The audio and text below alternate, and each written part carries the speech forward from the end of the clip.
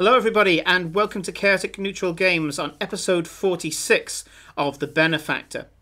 Previously on The Benefactor we had a change of scenery from the depths of the Institute about to blow in the reactor room. Glory set off a teleport scroll and took them to a place which, well, if you ask Farewell, is arguably worse. The heart of Scalra, Atal'Zaran. Straight into the heart of a Black Dragon ruled district. They met some of Glory's family. Got to see the amazing architecture, the slightly dubious oppression, and also a priestess of Tiamat. So I think actually it was a priest of Tiamat. So, now walking obediently behind Insight Tezcatlipoca, the augur of Atal'Zaran, they're about to enter her library. And sorry, I've just heard a bunch of music in my ear. I don't know who the hell played that. I was on a roll, damn you! I was on a roll.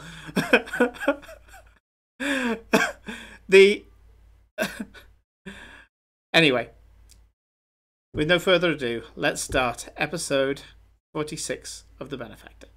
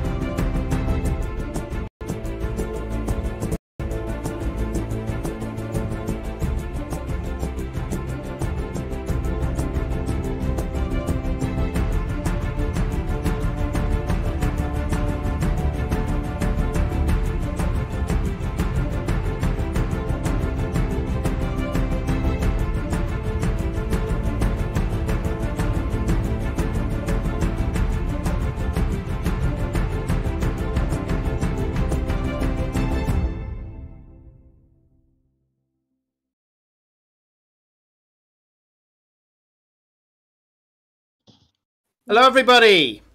So, now that the intro is over and we're nicely caught up, we are entering the office of Insight Tezcatlipoca in Atal'Zaran. First of all, I forgot to mention it on the intro because somebody played me an ad in my left ear. I forgot to mention at the beginning of this and ongoing, we have our code for geekyclean.com. A fantastic UK company, part of the Critter community, part of the D&D community. James and Steph are amazing, and you can meet them face to face and look at all of their lovely wares if you go to MCM Comic Con in London at the end of October. They'll have a huge stall there. I'll be there myself. I'll probably see if I can get some lovely pictures to put onto our Twitter, and if I can, maybe even record a video of some of the stuff that's there and throw it onto Twitch as well. Why not? I'm sure that James wouldn't mind, and I'll have a word with him about it. Their products are fantastic. I tried to video an unboxing the other day of some of them. Well, kind of an unboxing. I've used them because otherwise what's the point in talking about them if you haven't used them? And I'm going to try to do so again because really big supporter of the ongoing efforts of this very small company and the amazing continuously improving products that they do. And as I've said many times before on this stream, they don't sponsor us. We just support them because, much like the artists that we support, any form of effort or productivity or constructive effort in the community is something that we should always celebrate and enjoy. So great to hear from you guys out there, and glad to see that you're still going strong. Anyway, back to the game. You walk through the training room, well, the training courtyard, and you can see as has just been pointed out by Insight herself, that there's a form of magical martial arts practiced here. It revolves around the magical generation and filling of acid, wielding what would normally be water, I guess, but you know that there's got a sting in the tail. Some of you may have heard of elemental monks throughout Illyria who can wield water like whips, or use it to throw people across a room, almost like a form of water telekinesis. And you can see that some of the masters of this craft, at the back, away from the Atal'Zarans and the younglings that are just fighting up against these dummies, are practicing more complex forms of the art. You can see a creature that some of you may not actually recognize, but I'll tell you as players, is a Githyanki. And she's dancing. And as she does so, there's this serpent made of this green liquid that's dancing around her body. The serpent is so long, it wraps around her body 2 or 3 times. And when she suddenly flings her body forward, the serpent attacks a target. And you can see that this strange spiraling eddy of this water, loosely now only shaped like a serpent, as it hits the target and just swirls and swirls and swirls, is making short work of it as it blackens and crumples and decays and melts in front of you. Mixtures of different materials in the target showing how they would be affected by the move. You can see that it's not just water, but nebulous acid. Someone is moving their hands around in flamboyant gestures, keeping what seems to be this shimmering, rippling ball of misty acid between their hands. Then they throw it into a designated room. You can see that they've kind of got, they look like stables, and they throw this ball into the room, and it just explodes inside. This gaseous acid hitting all the edges of the room, and as it comes forward, about to come out of the room and into the training area, it hits a wall, just an energy wall, slides up the side, and then calms back down again. You're seeing all this on the way to Insight's office. You step into corridor and into some more lavish areas, and then a huge pair of gilt doors with large black dragons on each door, double doors. She throws them open wide, and you can tell that even with her strength she wouldn't be able to do this to the doors. The doors seem to be magically responding, and she barely touches them, and she throws them open flamboyantly. And inside is, we'll call it an office, but it's so huge, so surrounded by books, bookcases going up 20 shelves in each direction. You can see that there's one of Insight's assistants, a small boy, around about, I'd say, 11, tiefling, and he's currently levitating in the air, pulling out a book. And Insight goes, "No, the one to the left." And he puts it back, takes out the other book, and then floats down to a small, kind of like a school desk, little inkwell and a little quill and lots of paper all over the place that's covered in quite clearly young writing. He puts the book on the lectern and starts noting down some of the details in the book. She beckons you to one area of the office, and the office, it's got to be, I'm trying to think of a room that I can compare it to, maybe the size of some open plan offices in buildings today, but it has a chill area, sofas, coffee table, a little server to the side, a roaring fire, and it's a chill out area. Then there seems to be like a small debate area with formal looking chairs and one grand chair at the front, which is clearly where she would sit. And then a very large, very ostentatious looking desk with several seats in front of it and one large seat behind. By the looks of it, the chairs that are in front of it aren't always there, and as you count, there's as many chairs as there are you lot. She says, I think we'll dispense with that. And she walks up to one of the sofas and very casually slumps down into one of the chairs and says, Glory, please join me. Yes. Glory takes the seat closest to her. Sure. She beckons for the rest of you to take the other seats. I assume that you all sit down? Yes, because I do not want to piss off the lady. Okay. Cora? Yeah, Cora cautiously finds a little seat. Okay. And Farewell. I'll stand. Okay. She notices, but she doesn't react. So, first of all, I think formal introductions. Oh, yes, of course. Well, this is my auntie Insight. She is what you would in Vadencourt call the headmaster, but she's by extension in charge of this entire city. So she's the mayor? She smiles at the word mayor.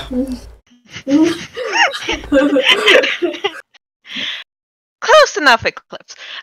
Auntie, these are my companions. Eclipse of the Moon from the Naru tribe.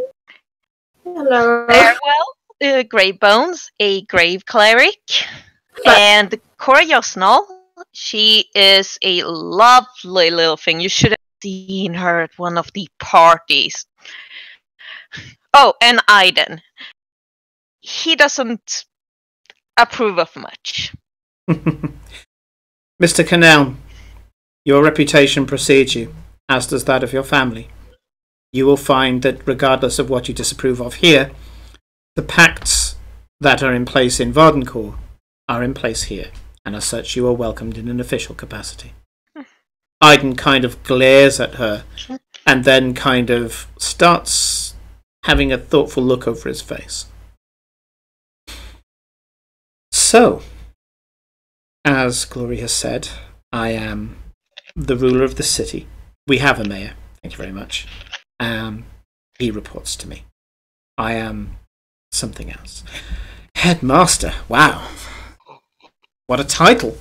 I'm the Arch-Chancellor of the university. I guess headmaster would be a suitable description. I am responsible for learning within this one institute. There are other institutes in the city. They also report to me, but they are given license to research what they want within the confines of what our Lord Fraenir allows. As for the rest of it, my official capacity within Atal'Zaran is I am, call me what you will, I am the Oracle or the High Augur. Depends on whether you want to give me a more mystic title or a religious one. It is my job to see, to know, which is why introductions are done out of etiquette. But I know you all well. You see, I keep an eye on my dear Glory, and as I've done so, I've kept an eye on all of you.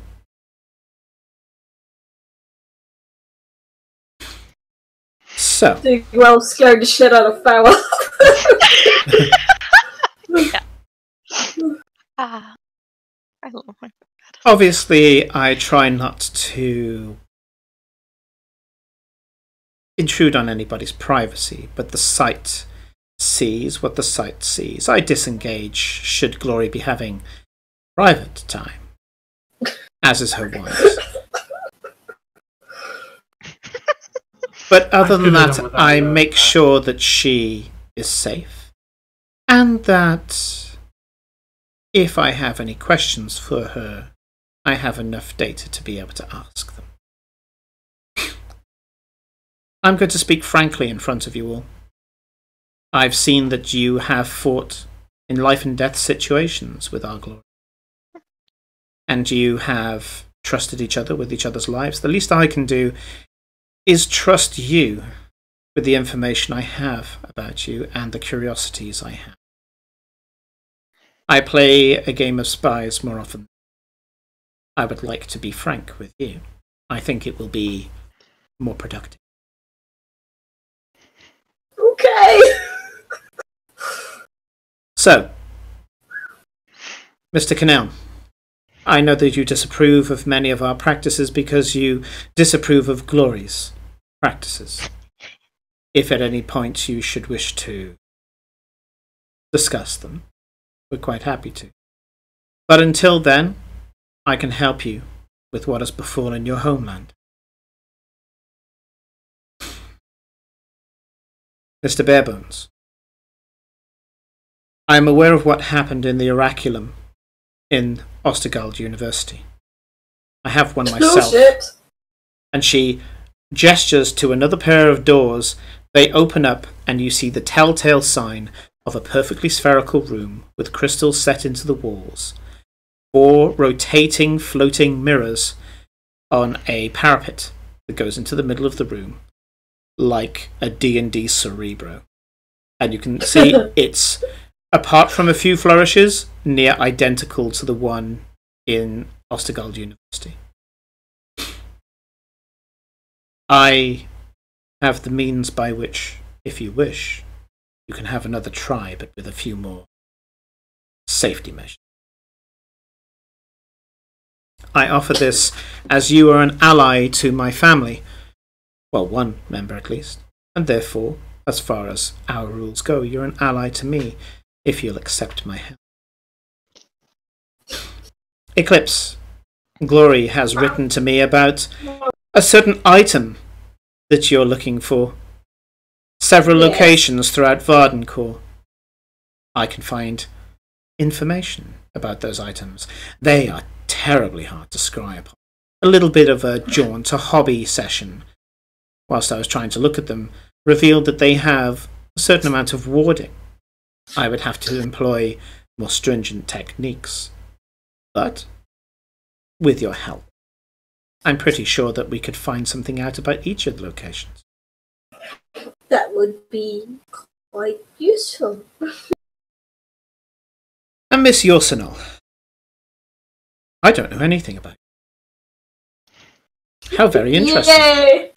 Do you know the most interesting thing about you, Miss Yoursenal? Is that I did know stuff about you. I knew a great many things about you. And now I can't. You're an enigma. Oh, shit. Oh, shit. And I would like to know more, just out of curiosity, as to what they did to me. Losing memories from experience is not a very pleasant experience. Yeah, that was one of the things I wanted to take up. Like, whatever they were doing when we were there where you couldn't see us, they figured out a way to take my memories, Auntie. My memories. Yes, we're aware. You talked about it at length, and as such I was able to catch one of the conversations.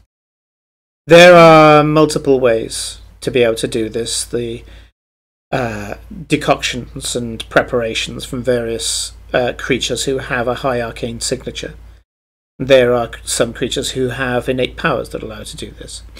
Then also there is a spell that modifies the memory, and if empowered in some way, it could potentially do it. Although that would be a very... Auntie. There were abyssals. Abyssals would be one source. Abyssals are very related to the illithid, for example. And there are certain illithid that could do so. Yeah, they used mind flayers. They told us. Very well. Yes. Extracting with enough skill certain essences from mind flayers, or enslaving a mind flayer and getting it to do it to you if it was a master of its own abilities, could very well produce the effect that you witnessed and subjected to. I don't like it. No, And I don't like the fact that every time I try to tap into a dream that I accidentally scryed upon of Cora's, I have a memory of me dancing naked in a stream I've never seen before. Yeah, that does sound Well, maybe like you a shouldn't weird spy thing. on other people's dreams. I wasn't deliberately spying on your dreams. I simply detected, whilst I was monitoring Laurie, that somebody had been abducted. And so I followed them in order to be able to discern where they were going. And then potentially I could have contacted Glory and she could have rescued you. Turns out that you needed no rescuing at all because you somehow got back. But what do I know? I was dancing in a stream. I hope it was fun. Oh, I remember having a rather ecstatic time, is how I would describe it. I'm not the type to frolic naked in a stream, if it needs to be said.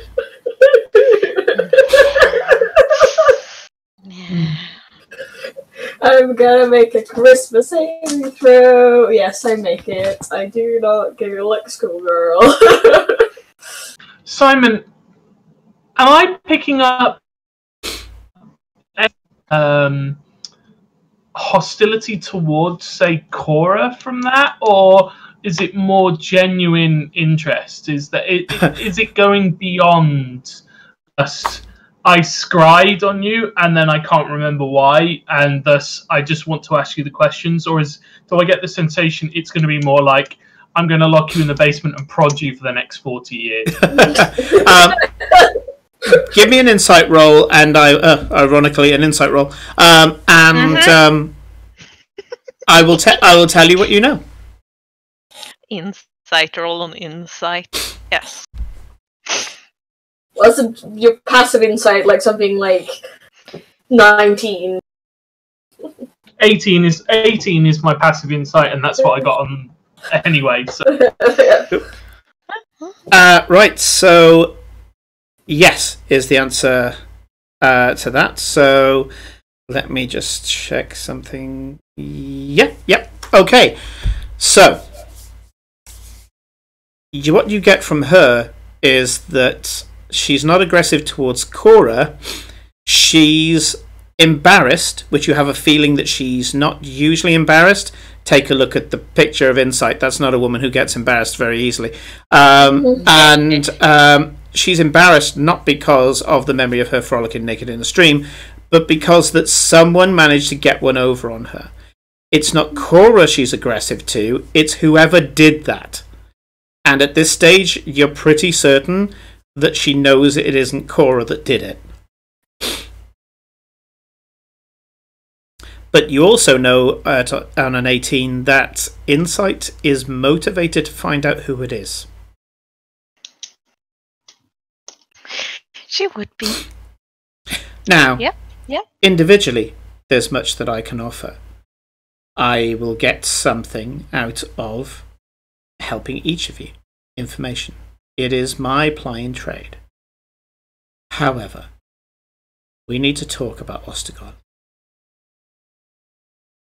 Since your foray into the sewers and your discussion with Tristane, I didn't even need Glory to send me the letters, but she did anyway. I am worried about the level of magical energy going through the city. It's high anyway. The industry that they have is not just mechanical, but magical. Enchantment is done in a number of places. The university itself uses extraplanar spaces, demiplanes. I have a few here, but the entire university is a demiplane. It's huge. That amount of concentrated energy, and they do experiments in there as well. I once showed a bunch of students what happened when you put a bag of holding into another bag of holding, and Or a bag of holding into a portable hole. Indeed. But that's kind of what Ostergald feels like at the moment. It seems to be trembling with instability. And this extra whatever the hell is going on, whatever is related to those badges. Merrick, very interesting man. Whatever's going on I there. would like to introduce him at some point. I would love to have him here as a secondment. Love him here. Yes, he should consider a sabbatical here. He'd fit right in. But I am concerned that whatever it is they're meddling in, it's going to be worse and worse for Ostergald. And now with your... Okay, I put my hands up. I don't know what you've done for the last day. Last I saw, you were walking across a beach, but I have no idea. Presumably you found the location that you were trying to find. It was hidden. It was some really powerful spell that I could see through it thanks to my lovely. But Oh, of course, your eye. I was wondering if that had got to you. I'm glad that it did. Thank you so much. It's been absolutely wonderful.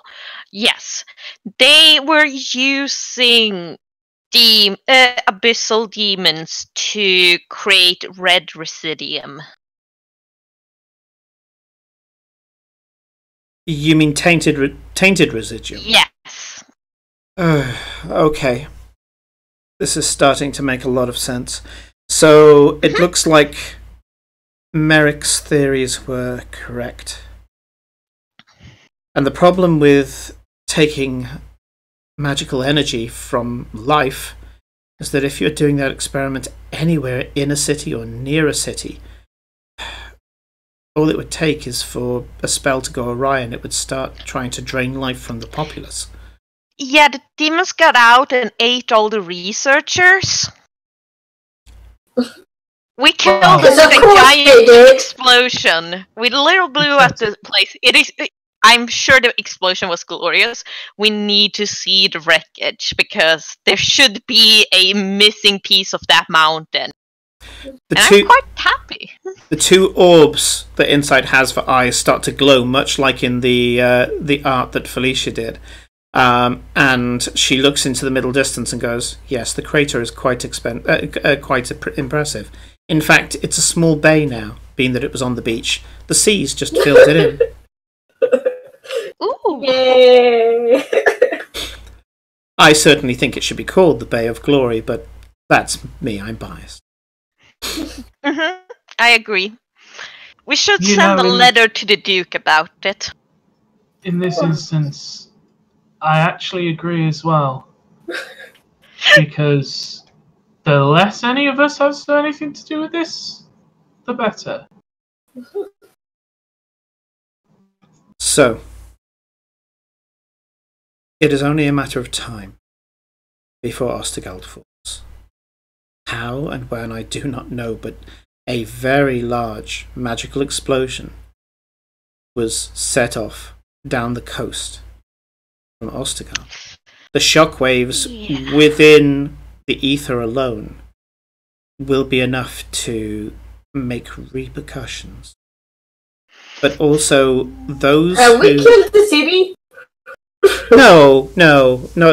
The city was unstable already. It's just very sensitive to such things. High-level spells of any kind, any problems with magical industry. I am concerned that if these people who are performing this act so strenuously have lost their facility, they will still probably need to produce what they need to produce. And now they don't have the facility outside of the city. In the interim, they may consider doing it inside the city. Yeah, about that. This is where it gets a bit complicated. Because as far as we found out from one of the still living wizards there, but though he did manage to kill himself in the end. Very annoyed at that. Oh, is the dwarf still with us? He looks shocked as hell. Hearing all of this, he's just there looking into the middle distance going, what the fuck have I got into? He's still reeling from the fact that he's like, Tiamat. They've brought me to a cult of Tiamat. Yeah. He can continue. Says the guy who's been working with the Abyss and various things. He was working there. Yeah. So basically, they used the demons, they made red residuum, and they refined it into normal. But they were working for the Green Organization, and Renata had been at the facility recently.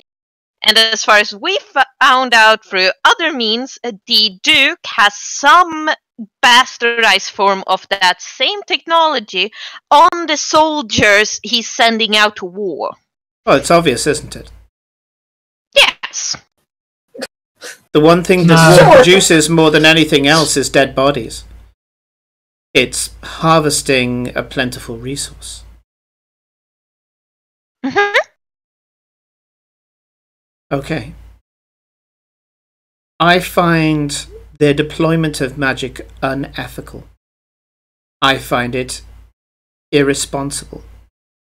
I find the theory fascinating. I find the technology compelling. Absolutely fascinating. But I believe it is good magic, but bad social policy. Exactly. Well, the problem that you have, my dear Glory, is that you, all of you, work for the organization that is producing this. I assume, unless she is turning up in some form of investigative or consultative role, Ms. Green is right in the thick of it. Probably. Which is why I decided that this was the most safest place, because she wouldn't cause an international political scandal by trying to scry us on here. Oh, I would like her to try. I have trouble scrying on her. She has trouble scrying on me. She has an organization. I have the education system of a country behind me. Also, my lord created the land on which this city was founded. He has absolute control, as is the Lord's magic. So, she can bring it on, as far as I'm concerned. Yeah, I mean, the Wyverns would probably love an excuse to invade the Valdencourt, but no one would want that on their head. Our invasion of Vardencourt is going to be a little more refined, a little bit downsized, and subtle. I'm looking at it. Yes. Who's she looking at that point? All of you. Her eyes sweep over you all as she does so. I will not help you bring a country that's looked after me to war. And we do not wish for a war. We simply want the state of affairs in Ostergal to achieve a state of balance. Unfortunately, especially if they do not manage to avoid what I consider now to be the obvious, Ostergald is going to be shaken up like a sand picture. Where the sand lies afterwards and what shape it takes can be moulded. We want to make sure that the recklessness that is there before will not be there. We also want to make sure that whatever shape it's in, it is no longer a danger to us. Now you see, Scalra is one of the most magically adept civilizations in Illyria. Very few come close to what we can do. There are researchers of renown, people without peer throughout Illyria. We try to tempt them to come here and study, to be sure. But on par, we're ahead. We have, after all, the wisdom of elder dragons to consult, not only whether we could perform an act, but whether we should. We're guided by wisdom, regardless of who you or how you judge those that we worship, see to for God. Wisdom is wisdom. We have a stable and working society. But obvious criticisms aside, that's a conversation for another day. But we are responsible for what we do, even when we wield incredible energies here. We make sure that our people are safe. So, the infiltration of Ostergald will simply be with one mission that we will give you all, and I think it's one you're already on, so it's not going to be difficult for you to do it. And we will give you resources so that you can do it. That is, find who is responsible for these forbidden magics, bring them to light, and allow Vardencore society to punish them. Call them out. Get evidence. Make sure that it is seen, heard. Find a way to go public, as the paper writers would say. That's all I ask. I don't believe we know the right people for that. Go on, Nick. Sorry, I was going to say, do I feel that she's being genuine after a conversation of her talking about subtly undermining a country to invade it, to now want to strengthen it by removing these people? It seems a strange turn. Intelligence check. I will also allow history, and if there's anything else you would like to try your hand with. Yeah. That is a 19 sure. On the intelligence check. You're getting the nuances of what she's saying. The invasion that she refers to is that she just wants to usurp the forbidden magic. Whether it's because she wants to catch up and exceed them herself, or whatever, she is genuinely wanting for you guys to go in there and undermine the magical research that is currently endangering the city. That's all. That's the invasion. The invasion is a political one. It's not a show of force. It's not going to war. She just wants a thing to happen. A result. That's all. Whether it's down to altruism or agenda, I'll let you decide as a character. Okay, thank you. Mm-hmm. Okay. But she is genuine in saying that you're pretty sure that the way that she's been speaking, the way she's putting all of her cards on the table because she doesn't want complexity because it's a complex situation and she doesn't want to make it more complex, she's just told you what she wants. She wants this magic to stop. Yep. Well, that's pretty much what we would have done that without her asking us, so... Oh, she knows. She knows. She's been watching you. Yeah. Yeah. Now, I whether... knows everything. She's the keeper of records. So, what were you going to say, Nick? Miss Insight? I find your honesty a little disarming, if not welcome. I've got to ask. I tire of politics. I have to do so much of it that in cases like these, I prefer to just go for the neck. And she stares at Aiden.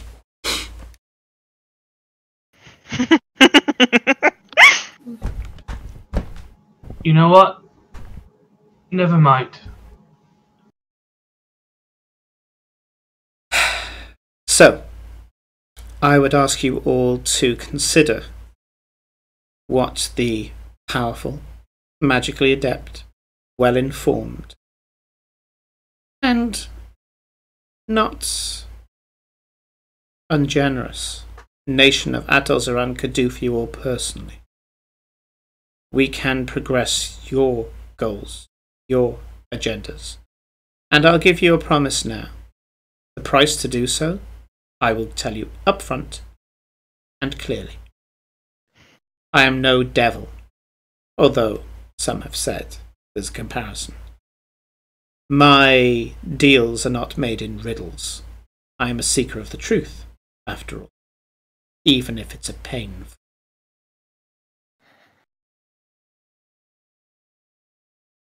So,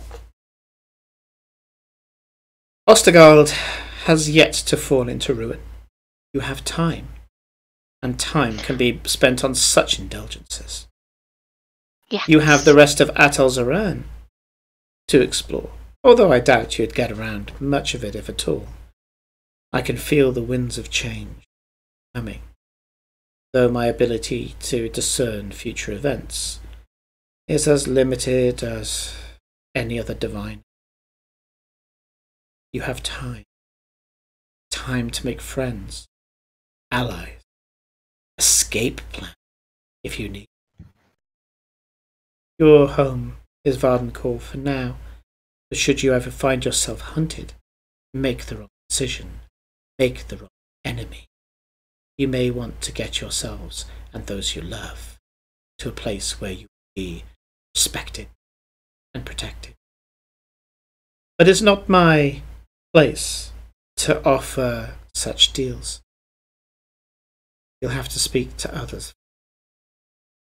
Grandfather, I'm sure, is on the list. Yes. We're going to need an audience, but that will have to wait until tomorrow because all of us needs a shower first. And the townhouse is at your and the townhouse is at your disposal. But until then, it is traditional in Atal'Zaran to welcome people with a gift. And so I shall take it upon myself to be the giver of the gift. Oh no. Farewell, Barebones. You seek the enemy of an ally. You seek your friends in nothingness. Eclipse. You seek something which will deign to have history repeat itself. It is not a keen eye and a sharp mind that you will require, but a steadfast heart. Laura, Cryptic. your gift is betrayal. But not all betrayal is done out of malice. Aiden, you are incredibly wronged. Anger is justified. Allow yourself to be angry. Glory. Keep up the good work. Yes. You have free roaming rights within my city. If any laws are broken by you all, I would summon you here to have you explain yourself. But while you're here, consider yourself, within reason, above the law. Any particular laws that we wouldn't necessarily know about? The usual. Just because our goddess is a little feisty doesn't mean that we allow lawlessness in our streets. To kill someone, there is great penalty, although it's less if you're one of us. To take has a penalty, although it's less if you're one of us. If you can justify why you did it, the penalty may even be 0. Who knows? Is there some kind of law against speaking ill of certain people or something like that? Not illegal, just incredibly stupid. Please remember that the privilege that I extend to you is a privilege enjoyed by 10% of the city. Have fun. Glory, come. And she embraces Glory, kisses her and runs her hands through her hair, and then just grabs hold of her by the horns in kind of a playful manner and says, "You're coming on so well."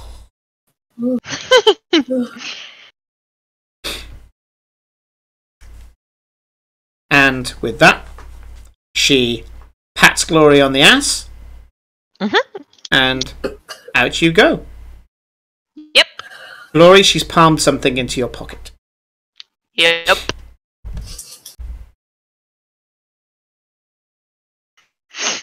You step out into the corridor. The corridor itself has a kind of waiting area, and you can see some nervous-looking researchers and a couple of researchers that have got a bit of swagger. They smile at you as you come out, particularly at Glory. One of them is looking at Glory with a very flirtatious look.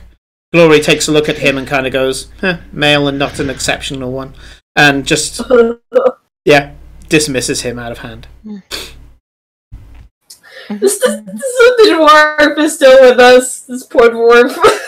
The dwarf is still with you, and I believe Glory had something to do with the dwarf. I'll remind you.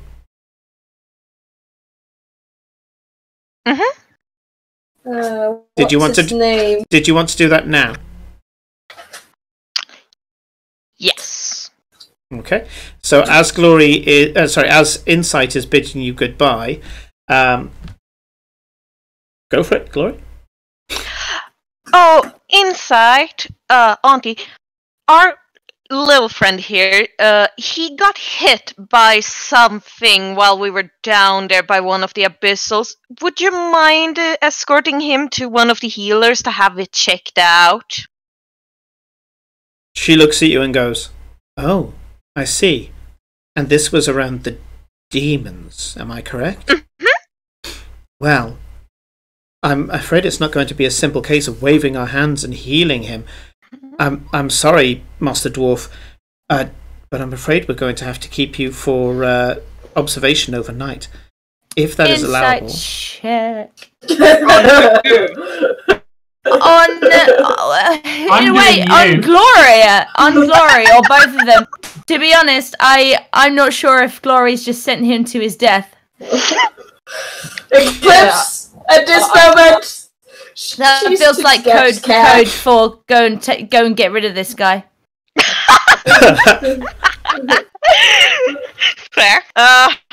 Okay, so Glory, can you please make the appropriate check, because that's how we do it. And I've just done mine. So Cora, what's your insight? I'm also rolling insight as well, so sure, if that's okay. Yeah, go for it. 7. 21. Oh shit! It's a 21 from me as well. Oh, nicely done. Yeah, rolled Glory's 18. telling the absolute truth. Yep, Glory's telling the truth. Insight. She turns around and she takes the dwarf by the hands, and this shell-shocked dwarf is like, his hands are just there as she takes them. She takes his hands, and to do so, she bends down low, and she's wearing the top in the picture, and she purrs at the dwarf and says, "Master Dwarf." Master Dwarf, you don't know your name. I promise you, I give you my oath, may Tiamat take the eyes that I value so much, that no harm will come to you here. You are my guest. I offer you an oath of hospitality, and I hope that we can become very good friends. So with your 21 insight, as you're watching this, because I thought I would progress the conversation a little bit longer whilst you do the 21, because 21's a bloody good roll, she's seducing the dwarf in more ways than one. She is going to look after him. She is going to make sure he's well, but she's going to try and manipulate the ever-loving hell out of him as well and try to find out more about information. She's already said to you, her job is information.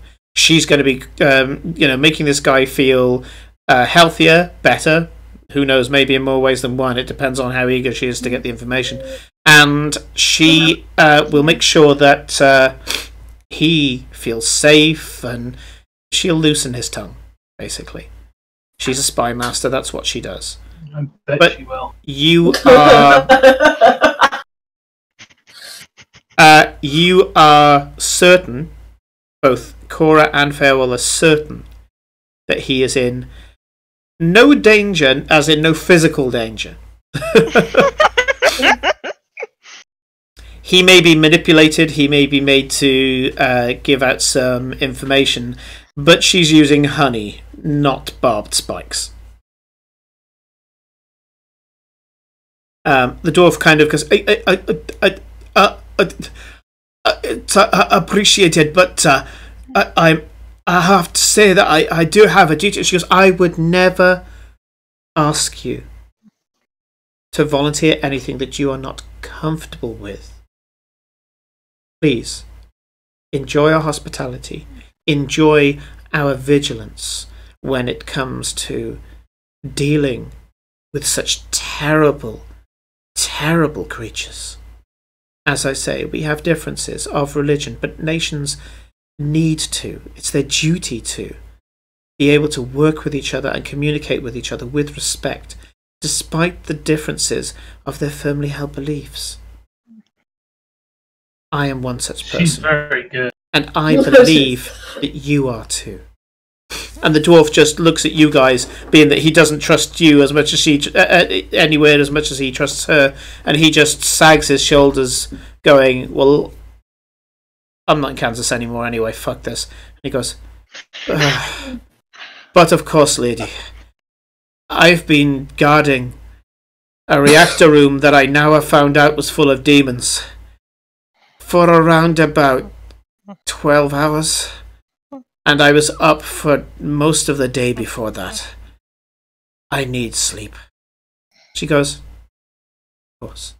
We shall make sure that a suitable bed and comforts will be provided.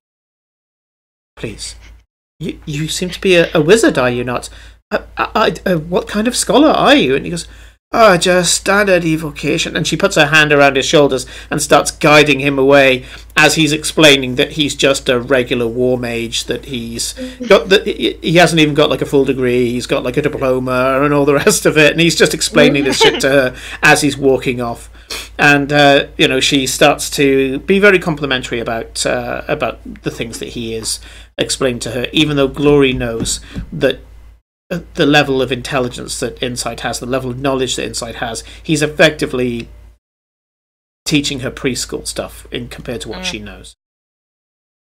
And she guides the dwarf away, leaving you in this corridor with some very impressed and intimidated looking researchers. As I say, there's a face range from abject terror to complete swagger in this waiting room. Come on now. The townhouse is waiting, and I can't wait to show you guys my rooms. And we should send some servants to get cake too. I really want that chocolate cake we were talking about earlier. Aiden mutters, "I'll meet you there," and walks off. Hey, whoa. He'll be fine. I grab him by the shoulder. Where are you going? I need some time. I'll be able to find my way to the townhouse. And like our host said, I'm above the law here. Not too much above the law, just remember. Enough to walk around in safety, yeah? Yeah. You're safe. Yes. I've been attacked by lich hounds. I've been... I can walk around this city and be safe, at least.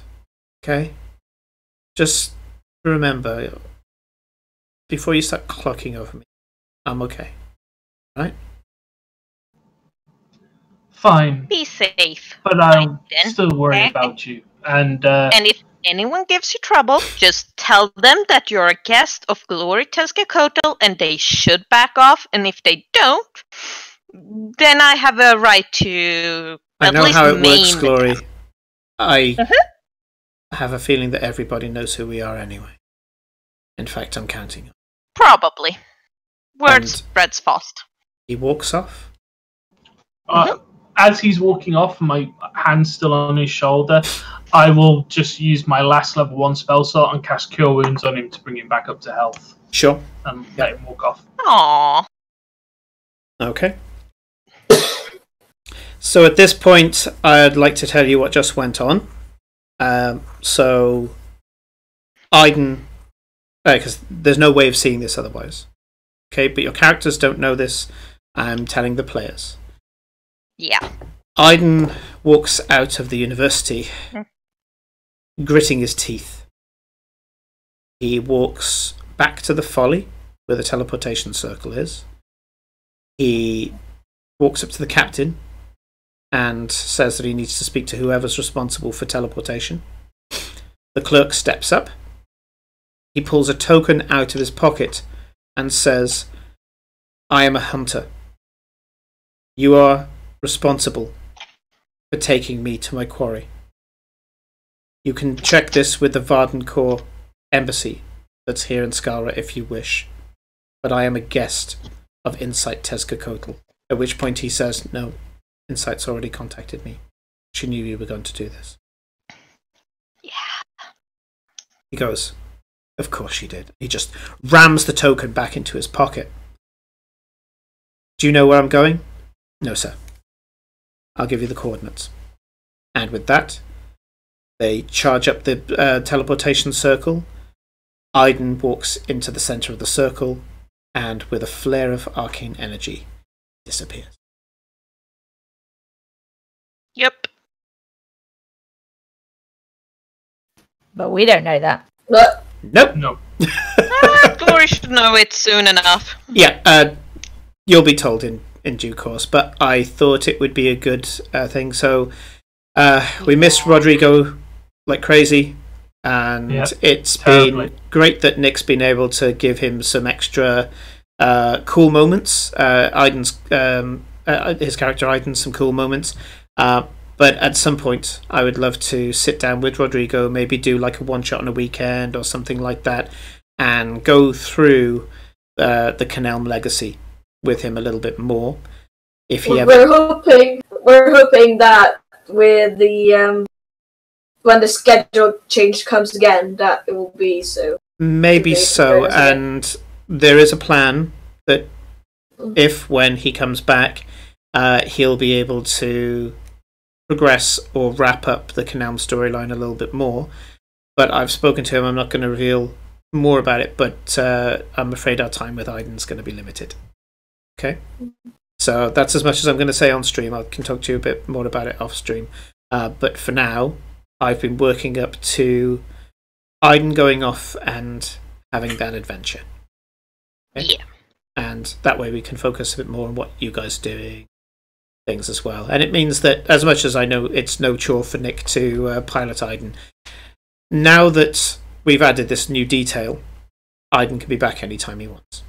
So he can jump in at dramatic moments, cameos, things like that. No problem at all. But we're going to allow that story to play out and kind of co-write it together, have some one-shots and have some fun with it. But it's better than him just kind of being a /follow character. Yeah. In this stream. Okay? But yes, Aiden will be back to be continued. Mm-hmm. So, let's bring it back so we can see you all a bit better. You head out into the streets, and it's starting to just about lose the light of day. This is on the side of a mountain, and the sun is just about getting to the other side. It starts to cast the city into shadow, but apparently they are accustomed to this. They built some of the city to reflect this, literally. You can see that as the light starts to die, as it crests over the mountaintop, it's hitting a number of crystal prisms within the city, and rainbows get scattered across the floor. It's something that looks particularly beautiful until Farewell, who would be the first to recognize, realizes that the rainbow can also signify the spray of colours in Tiamat's head, or heads. And you have a feeling that one of the reasons why this venerated rainbow is present on every corner of the city. All the cornices have these lovely little prisms that the light hits just right. It sprays the floor with colour, which should be a cheerful sign. And in fact, you can see that there are some children kind of skipping across the colours in the rainbow. But you have a feeling that it may be representative of something else. You walk through the streets, get to the townhouse, and once you step inside, this townhouse, which is about 3 floors, and I think is probably about 60 foot wide, you walk into this giant palatial construct, and you realise that this is Mordenkainen's magnificent mansion. The rest of the house is a dummy. Miss Glory, so pleased to see you. My name is Giddens. We have been told to prepare rooms for you, and there's food and drink and anything else that your guests might wish to indulge in. You can request in the usual manner, and they will be fetched for you and placed in the room that is appropriate to the nature of the indulgence. So... ma.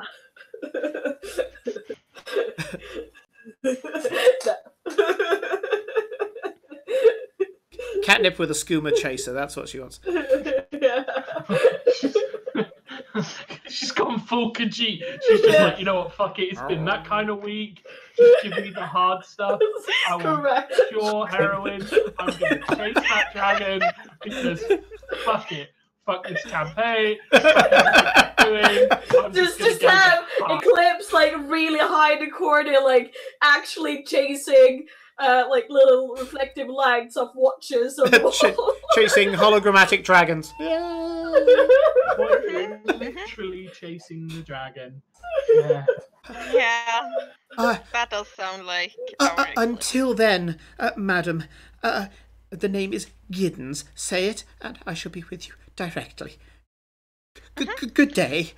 And he skitters down. Giddens, by the way, is a small rock dwarf. He's kind of a grey-skinned, deep gnome, and he is he's got grey skin. He's a little gnomish guy, big nose, and he's wearing a little kind of suit and kind of butler's uniform. And he skitters down the corridor, trying not to make him sound too much like a house elf, and that the Tezcatlipocs are in fact the Malfoy family. Yes. Glory, where is your little brother? Ooh, he should be here unless he's in the mansion in the capital. Either way, should we have some food, and I'll get one of the servants to fetch some bathing clothes, and we can go down to the bath. Oh, is it? Well, I assume you guys aren't that fond of nudity, so that was why I suggested bathing suits, but if you're not, then that's fine for me. No, it's a big bath. Well, yes.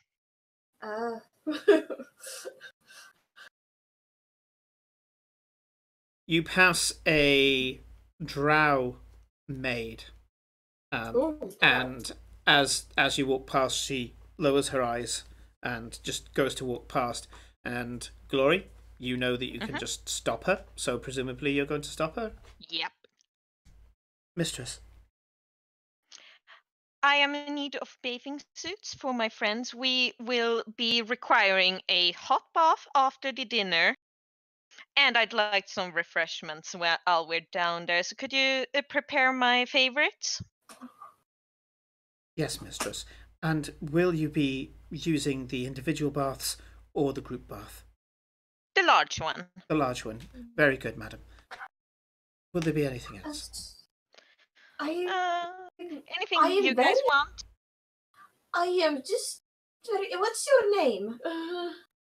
She momentarily, her eyes go up to Glory for permission. Glory gives a small nod. My name is Telsa. Telsa, I'm just very curious because this seems awfully far from any. Is there a drow settlement nearby, Glory? Glory, you know there is no drow settlement beneath you. If there was, they would have been slaughtered to a ban. No, Eclipse, there's not. Ah. I must tell me your story at some point. For a drow to end up here.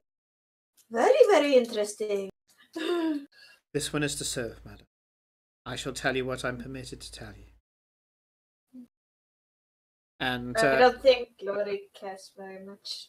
as she walks off, Glory, you check out a few items of her clothing. She's wearing what seems to be a simple servant's costume, and you check you check out various signs on her body, and you realize that she's also one of the house assassins. Ah. Don't worry, Eclipse. She works for the family, so it doesn't matter where she came from. Now, the dining room is this way. It's right next to the ballroom, but we won't need that big one. Let's have a private ball, everybody, because apparently that's something we can do. Well, yes. The magnificent mansion can tailor to up to 100 people, and you do see that all of a sudden you hadn't quite seen it before, but a platter that seems to have polishing equipment on it just floats by. Unseen. Maybe.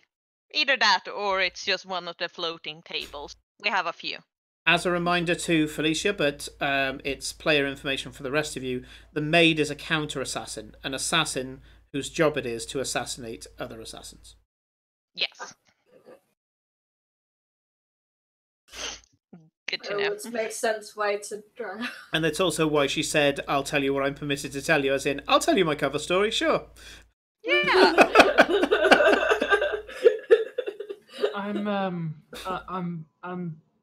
I'd like to eat if we can. I need something to distract my brain. Yes. Come now. I wanna play with your little brother.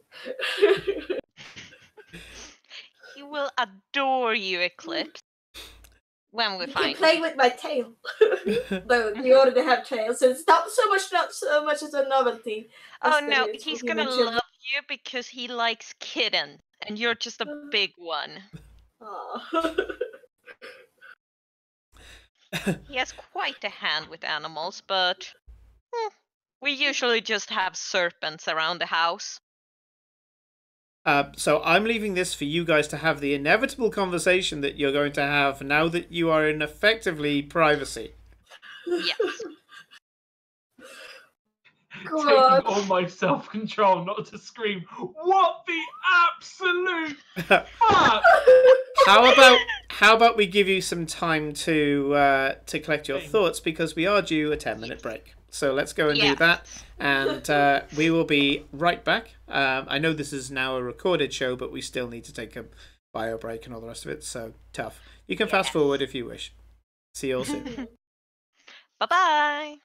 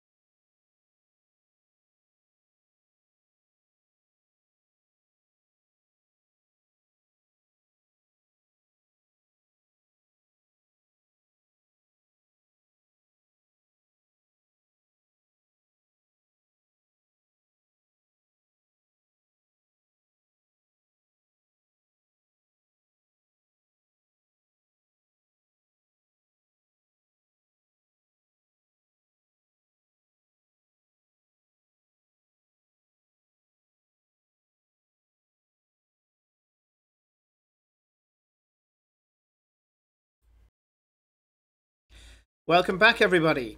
So, the servants disperse. Bathing costumes are brought to you. And you're taken down into one of the cellars. Seems to be many of them. And it opens into a beautiful, huge, statue-flanked, dimly lit, but it's got coloured lights coming from various continuous flames of different colours that flicker so that the lights dance with each other and mix on the rippling water. The water itself has a strange, slightly sulphurous smell, but it seems to have some minerals and some other things added to it where it smells amazing. You just have a feel that it's like this sweet, slightly floral, slightly spicy, almost medicinal smell, like eucalyptus, but then spiced. And you can tell that this is supposed to be a place where, you know, the lovely steaming water in front of you is meant to just relax you. It's a place of indulgence. And you can see that there are some vanity panels that are off to one side where people can, if they wish, go behind there to get into whatever bathing costumes and things. Glory knows that they're not frequently used, but they're there. And you are left to your own devices, and all you can hear is the ripple of water and the slight crackle of different coloured flame. Yeah, Glor's just gonna strip and get into her bathing suit. Yep. Eclipse does the same, because again, cat. Yeah. I'll just be like, Cora, would you mind helping with the straps? As he's probably the only one other than Eclipse that wears armor. and it takes 2 people. The donning and doff rules. You are doffing. I am, and it does take a little while for Farewell to get out of his armor. Yeah, It takes him about 10-15 minutes. While I'm assuming you've gone off to one side, sort of, and like, what the fuck?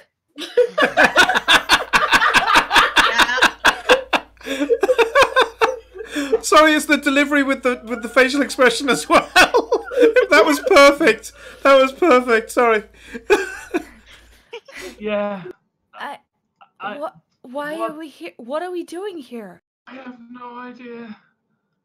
Like, I mean, I used to think we were in over our heads when we were walking for the greens, but we're so far away from the line. It's so far above our heads. I don't think we can see it anymore. Splash, splash, splash, splash, splash, kitty swimming. Yes. I have never been more terrified. I mean, they worship Tiamat. I thought Haydn was joking when he said she was evil, and he was just being his usual grumpy. but they're actually evil. Like, not the fairy tale evil. At that point, almost at the word fairy tale, Eowyn doesn't so much pop into existence, but shrugs off her invisibility, and is so that she can talk to both Cora and Farewell. And she goes, "And did you hear that? A dragon? Are we honestly going to meet a real life dragon? I don't know whether to be excited or to crap myself. Sorry, but a dragon, like a big black dragon."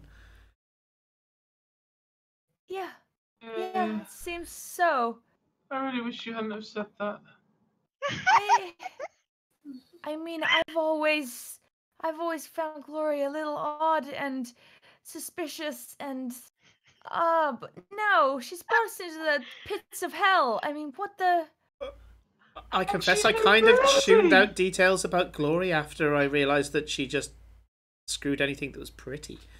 But Hey, we don't shame for that. That No. No, I'm not judging her. I'm just saying that kind of just seemed to be it for her. The dresses, the acid, the women. She seemed to be. I guess I just thought I'd sussed her out. I don't judge her. Hey, I like pretty things. Oh boy. Ugh. Okay. Like Insight said she's been spying on us, right? And she spied Oh, on that's me. creepy.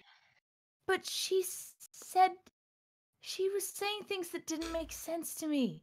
She said she hadn't seen us in the last day, and the only time that I ever found myself in the Feywilds, which I think is what she was talking about, was like the day that she apparently didn't know about.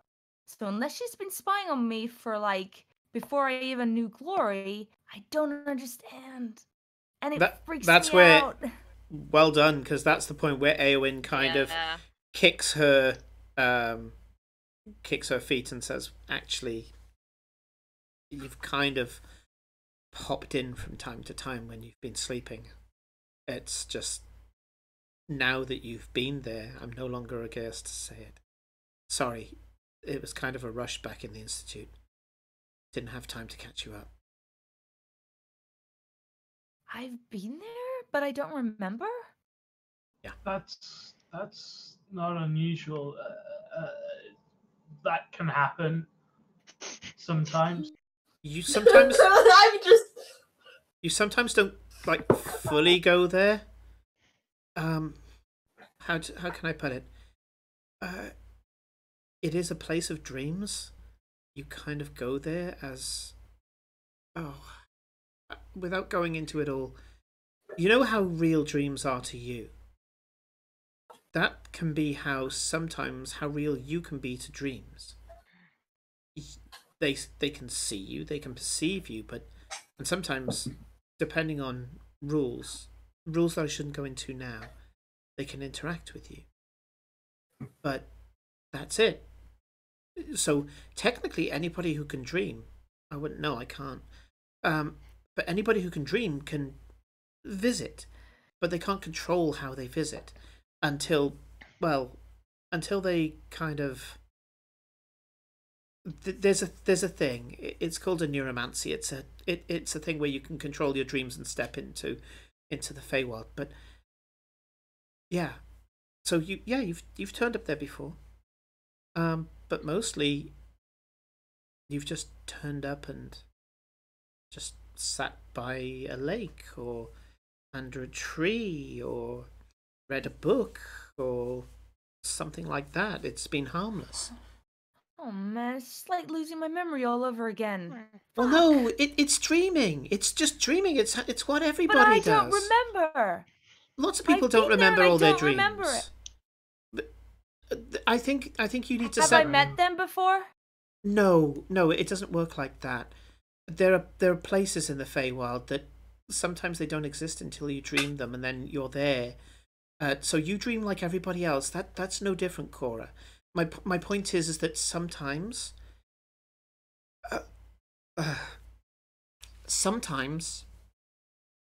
when we dream in a particular direction, you can find yourself in parts of the Feywild that weren't created purely out of your dreams. Okay. I would suggest experimentation, maybe?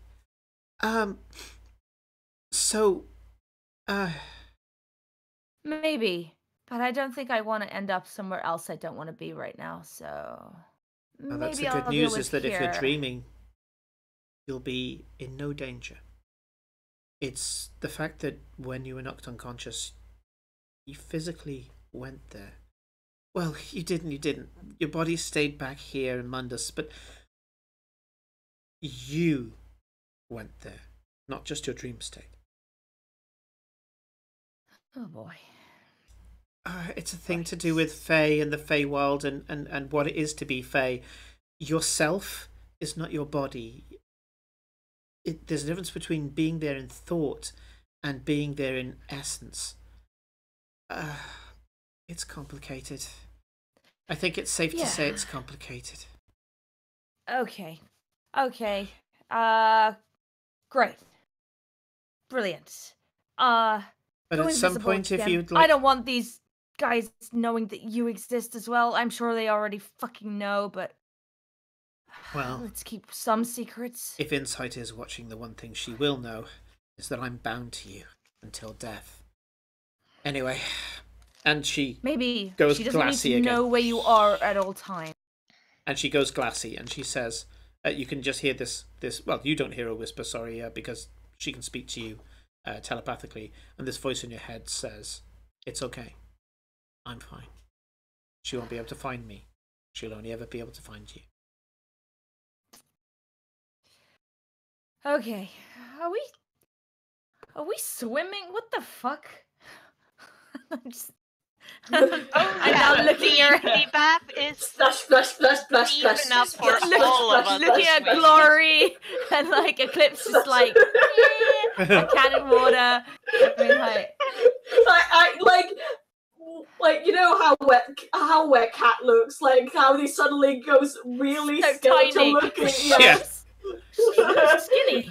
She's like, Awen goes, yeah, I thought she was a lot more buff than that. She's like skin and bones when you look at her. Strike 9. These aren't muscles, it's fluff. It's all fluff. It's all fluff. yeah. Right. So Farewell disarmors and just walks into the bath, straight into the deep end, and just the joys of not being able to need to breathe air. he just under the water, and he just goes and stands on the bottom. Yeah. So, Farewell, the water is not... It's slightly too warm. Not unpleasantly so. You can feel it soaking into your muscles. The heat is quite impressive. There are things that are in the water as it passes over your gills, and you can feel it on your lips and things, and on your eyes and things. Again, it's very slightly balsamic, by which I mean it's balsam. Yeah, it's got balsam salts in it. And, you know, you can feel that there's a little bit of, ooh, that's a bit fresh, but you don't feel that it is harmful in any way.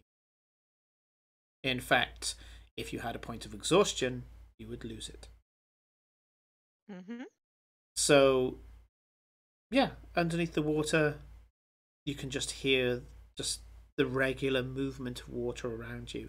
You can hear Eclipse frolicking in terms of waveforms coming through the water, and you can feel it against the skin, and you forget, Farewell, how much more you perceive underwater. You can close your eyes and you know exactly where Eclipse and Glory are. Glory's not moving that much. She's lounging at the moment, but just the swish of her tail is enough for you to be able to detect her underneath the water. Your sight range underwater is doubled. Yeah, I will eventually just sort of after a minute or two just pop up just at head height, and then just sort of move more down towards the shallow end and find somewhere comfortable just to sit down. Sure. And Cora, I assume that you get in as well? Yeah, in a sort of daze, Cora is getting into something and then sort of just... Yeah. The costume Getting they've into given you is water. kind of like a Victorian cozy. I'm not wearing a costume. I'm nude. Yeah. The day I was born. Yeah. But Kate said she'll get into something and then get in the water, so I'm describing it because I've got a chance to. So yeah, this thing is kind of like a Victorian cozy, I guess, where the men and the women kind of wear the same. You've been given one that is kind of gnomish, halfling kind of guest one, You put it on and you look down and you're like, whatever. Nothing's hanging out, but it's not exactly flattering either. And it's kind of like a swimming dungarees, I guess, is the best way to describe it.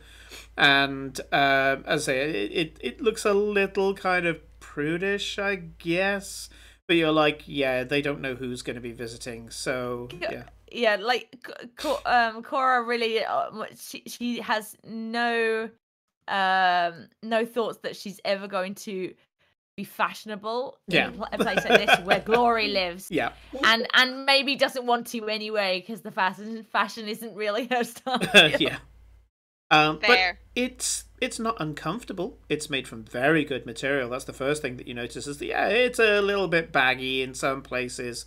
You kind of have to ruck up a little bit to make it fit. The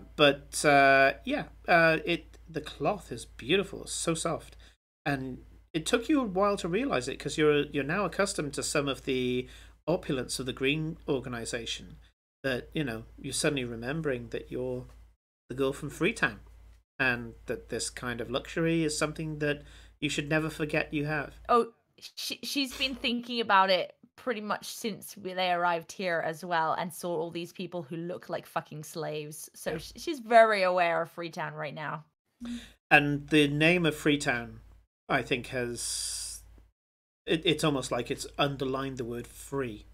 And for Freetown, for all the faults of Ardencourt, for all the faults of the warlike, blustering, and sometimes cruel Duke Edmund Ostermark, he did grant Freetown, the land of Freetown, to the people, and they made of it what they will. Yes, they are the lower part of Ostergald society. There are times when they're not allowed in the city, but their home is their home. It belongs to them. And that's where that kind of working class pride, drawing on my that kind of working class pride is something that makes everybody in Freetown walk with their heads held high. There won't be any bowed heads in Freetown. You walk into Freetown, they'll look you in the eye. Doesn't matter who you are. And the juxtaposition, I should imagine, is not lost, as you say, on Cora. Glory? Mm-hmm. What's the play here? Are you planning to stay? Are we...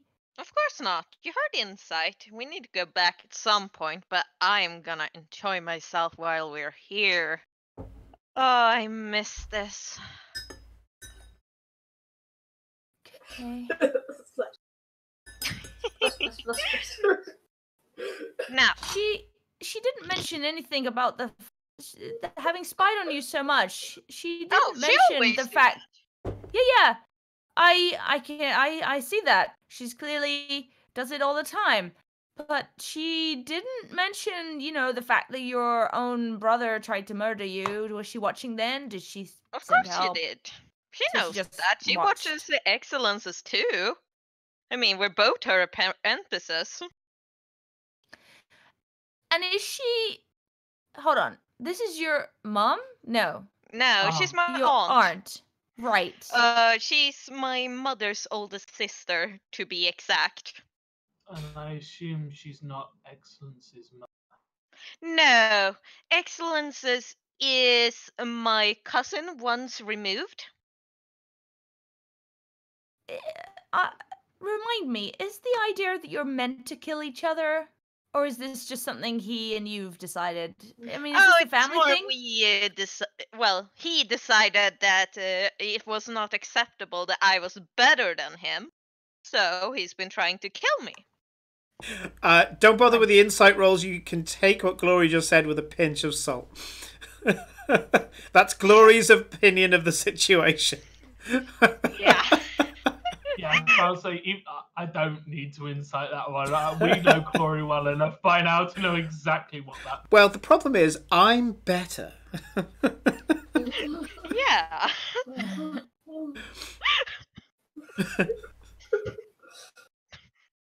I know there's a great big thing in the room at the moment. Elephant. There's still elephants. a metaphysical one, shall we say, rather than a literal one. When you said there was a big thing in the room, all I could think of was saying, "Dude, don't flatter Modest. yourself."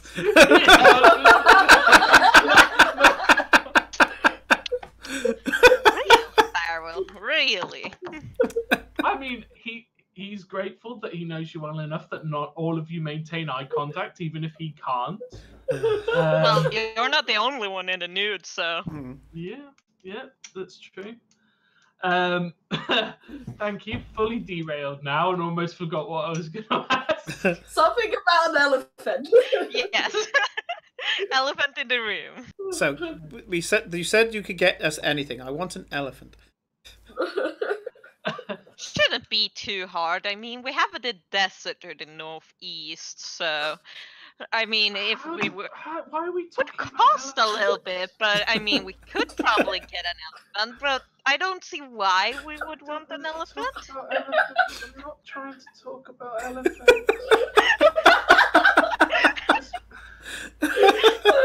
I love Kate. Really, Kate in the corner. this has really been like... Cora has just put her face in the water. There's bubbles. I mean, as long as we're here, I could probably put the cost of mothers. It's Wouldn't mind. what did you want to talk about, Farewell? I don't know. I go and give Farewell a hug, which is slightly awkward because he's naked. And you smell like wet cat. Yeah. Have a wet cat hug. He will take it because he's like. It is my life anymore. You realise because this is recorded that Rattles has detected a disturbance in the force even now. Yeah. No, oh god, that boy's going to be the ruin of me.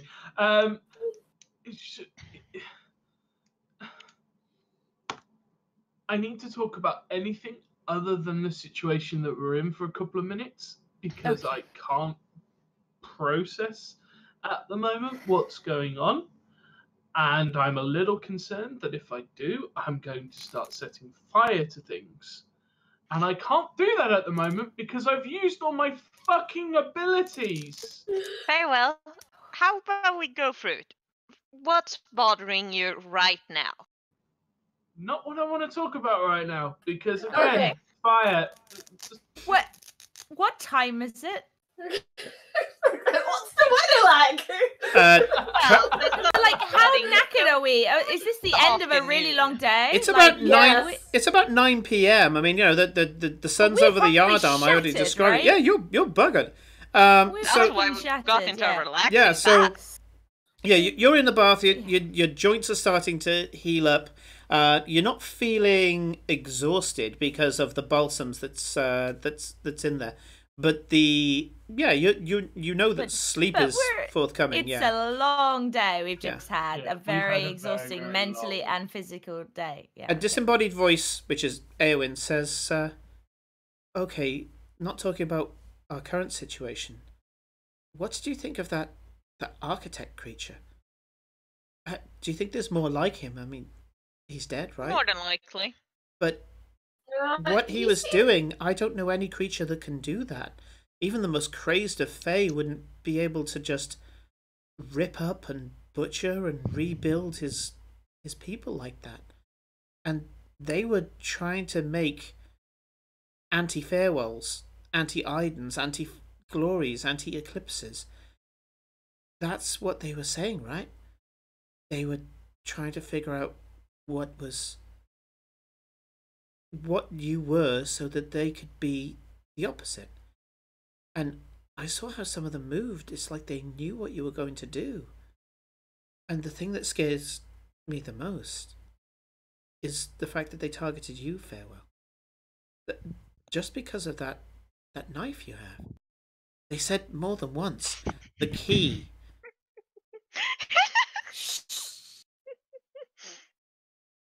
It's at this point you realise she's speaking to you all in your mind. It doesn't matter. He's still making. He's still like. It's like stop.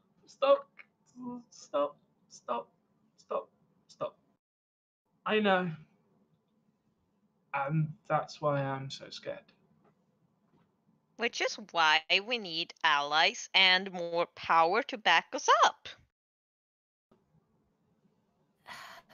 Yeah, but you're. What was to say that I'm all for taking down the people in Ostagar doing shitty things. I am not doing it for Scalra and for a black dragon to suddenly take over the whole of Certainly Harlequin. not doing it for won't. fucking That would Tiamat. be. Why would they not want to do that? Of course they would. It's against the treaties that exist. The only way the Black Dragon Flight would be allowed to do that would be if the Vauden Court started the war first, which, well, How they do we know they're won't. not trying to do that? Infiltrating. I mean, you're there. Well, How do we yeah, know that's not what you want to do? because you know me. No, Do we, though? we don't. That's the problem. We don't. We know nothing. We hardly know any of ourselves. We have known each other for weeks. It's been nothing for all of us. Maybe this is a good time to catch up. I mean, for God's sake, I almost thought that what Eowyn said about you was right. I thought that you just enjoyed riches and fucking. Well, yeah, I And do killing. that. And that's the best fucking cover that exists.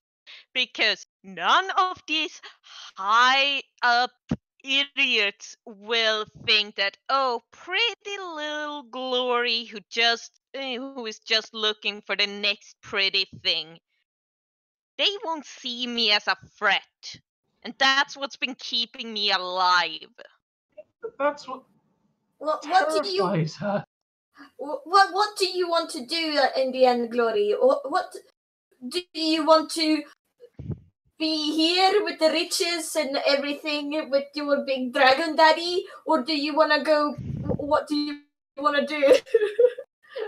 Hashtag Dragon Daddy. Yes, Dragon Daddy.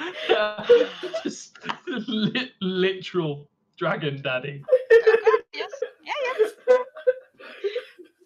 I want to grow powerful enough that I don't have to put up this charade every single day. I already told Aiden this.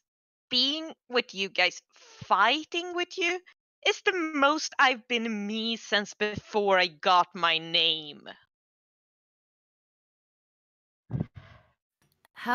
When will it stop, though? Like, unless you kill your cousin, and how do you know that more won't try and kill you? This whole place seems built on power, and power is the thing that fucks people over all the time. I mean, we're just talking about taking down the powerful people back home. Yes. And you want to become one of those powerful people? Of course not. The powerful people over there are idiots. I want Lots to be of the powerful next people are idiots. Insight. I want to take over from her, and I want to change it. I don't want people like my brother to have to be like me to survive. And your That's servants. a big thing to change. I would expect you to treat the people that you employ more kindly. You think I can? Not yet. I try. I'm nicer than most of my family. I don't belittle them. I don't use them as target dummies. Are these people slaves? Of course, they're slaves. No. Well, technically they're indentured servants. More Not often so than not. Slave. It's complicated, but yes. And no. Where's that drow from? Like, do you just go and find them and... I mean, are these prisoners? No, of course not. She grew up here. She's well. She won't tell you because she's not allowed to, but she's one of the assassins here in the house, charged with protecting the Tezcacoatls. And by extension, you guys while you're here. Right. And she's not gonna assassinate us. Of course not. Do you realize how much she would get tortured for attacking someone under the protection of insight? Or me? By extension. Yes, that's what I mean. Like with this place being evil, and I hope you do realize how fucked up this place is. Also, your own cousin attacks you. He's not being tortured for it. He's Of course probably not. being He's my praised cousin. for it. And besides, you usually have at least one person. It's kind of a first come, first served. Everyone has a rival in their generation. It just happens. Especially So- when you're promising. So who's Insight's rival? I am sure she killed them. Well, they're not here anymore. Exactly. And The she's rivals been- don't still exist. They're And dead. besides, even if there was someone who didn't like Insight, they couldn't get to her because of Ideal. Now that is a power couple. My aunt Ideal, she is the high priestess here. Of the Of course. of the course, yeah. dragon. Uh, Of the, how to explain this? I know you don't approve Farewell, and I'm sorry for bringing you here, but at that point, this was the best I could think of, and I appreciate that you saved our lives. I'm not angry at you. In fact, I'm not angry at you at all, or even disappointed or upset. I just. I'm torn, is the easiest answer. I don't know how to balance what I'm supposed to do in my duty. I mean, I live in the grey. I am a servant of the very greyest of grey gods. You know, she's not good. She is not evil. She is the inevitable. But she abhors the evil that is done in Tiamat's name. yes. Tiamat normally deal with undead. What? Does Tiamat normally deal with the undead much? I can provide that for you, Felicia. Necromancy is not outlawed here. It's considered to be reckless, amateurish. It's not outlawed. Some people dabble kind of like a hobby. Career necromancers are just considered sad types. It normally, as I say, it's a hobby. It's good for the CV, I guess, as long as it's not on the top of it. Well, nah, not really. Sure, you're allowed to study it, but no one does because only desperate people do that. Yeah. And you need to prove yourself better. The only exception that you've seen, Glory, is you know that your Uncle Revenant has got a sword that when he strikes people down, it raises dead automatically.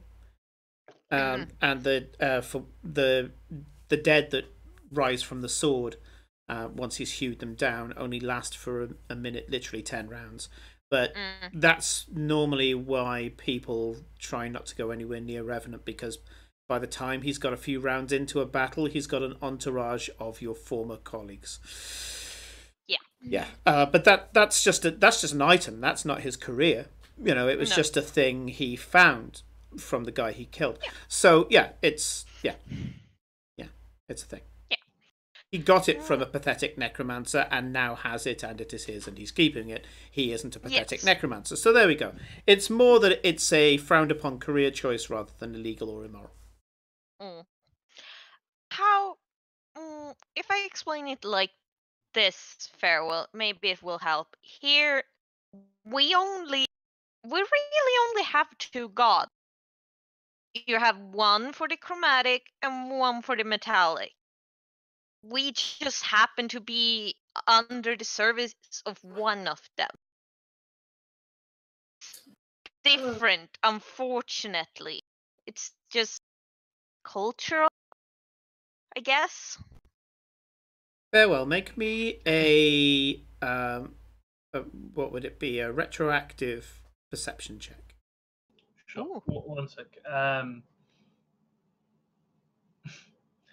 Thank you. Thank you for trying. Yeah. Let's have a look. Perception. So that would be 19. 19. You do notice that even the people who have walked up to you, eyes down, have had small pendants with the Queen of Dragons on it. Some of them have been proudly displayed as the heads, with the red head in the middle, and then I can't remember the order, but blue, white, green, and black. And others have had it where it's kind of been like the Targaryen symbol, where the it's again a 5-headed dragon, and she's kind of curled up, and the wings are curled round, and all the rest of it. And they have it there. You do recall, even those that you saw as kind of maybe slaves, indentured servants, things like that, they all were wearing it. And now that you kind of think about it, even those who seem to be oppressed were clean, well-fed, well-dressed, and you couldn't see any physical signs of damage on them as well. You have a feeling that they're oppressed, but as with so many villains, the people here, yes, evil, but they do justify their actions, mostly through law and their results. You think that most of the evil that's here is that they justify the means by the end, by the results. That's not exonerating them in any way, but it's telling you a more specific flavor of the evil that's here. Look, I'm not looking to pick a fight. I'm not looking to lead a crusade or tie you to the stake and burn you as a heretic or anything like that. That's not how I do my religion. It's not how I show my faith or anything of the sort. I won't agree with it. I won't accept it, and I'll never change. Just as Merrick would never convince me that what he does is science. Yes. It's just a part of me that stubborn and stuck in my uniquely me kind of way. Yeah, that's fine. I'll admit it probably wasn't my finest moment bringing you all here because of how you react, but To be honest, is where I come from. It's my home. Yeah. And I'm glad we get to see it. Mm-hmm. I never guess had a home. Glory was just looking for somewhere to be safe, and I guess we're almost excessively safe here. No, I don't agree with that. Look, Where's Aiden? He's left. He got a What? portal back. Do you know What? that? Yeah, I'll say that at some point, Glory had ascending. I was going to say, by the way, you've just been told this, but let's say Glory had ascending. what? What do you mean? I got notified by the portal room. Aiden used one of his family treaties to get himself ported back to his home. Well, that's a dick What? move, going without even telling us. No, that's an Aiden move. Yeah, it does seem like it's very Aiden. Yeah, but I'm sure he can find us if he wants to at some point. Just as you guys had started to get on. Yeah, I thought we'd moved away from the fact that he wanted to run away from us. I don't think he ran away more than he was just not feeling. You know, he doesn't like these situations, and especially after the ball, I think yeah. He's probably better off hunting undead. Yeah. Well, this way? day's just getting shit after Oh, shit. yes. Farewell. I had the most brilliant idea. Oh dear. Well, we've been talking about Excellence's latest assassination attempt, and you still have that sword, don't you? You mean the evil sword? Yes. Now, this What is a gonna perfect sound place for it. No, it's gonna sound crazy, but listen to me. I want to give that sword to grandfather as a gift because Your grandfather being the big black dragon. yes. So she can sense where it is as soon as we take it out of the bag. What better way to get rid of her permanently than sending her directly to a ancient black dragon? I don't have question. I don't have any better ideas. Would that not seem like you're attacking your own grandfather? No, of course not. I'm You giving would him warn him that you are basically giving him a sword that is going to send a demon against him. I assume he already knows what a Rainier sword is. Yes, he would already know what it means, but okay. yes. It's more the fact that I'm sending him a new toy to play with. Oh, okay. You guys like death, I forget. Carry on. As you were. He's a black dragon. What do you expect, Cora? I don't know many black dragons or any. That is so true. I don't expect anything. I am starving and I'm very tired though. Maybe we can continue this in the morning. Oh, yes.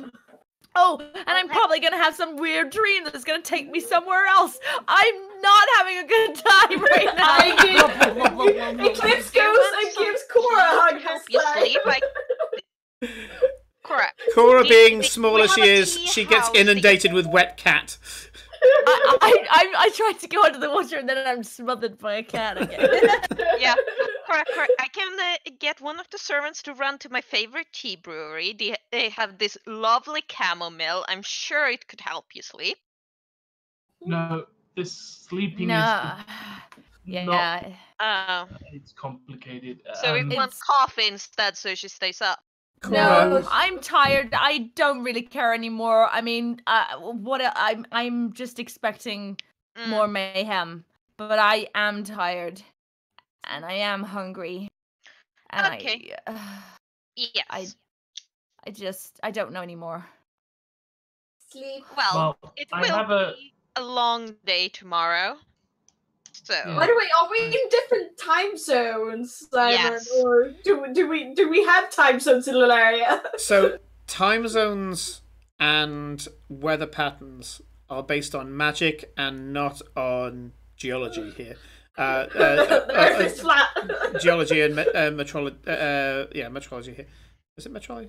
Meteorology. That's it. It's late. It's late. So there are different time zones for different countries, but that's based on the Lord's magic, basically the magic of rule.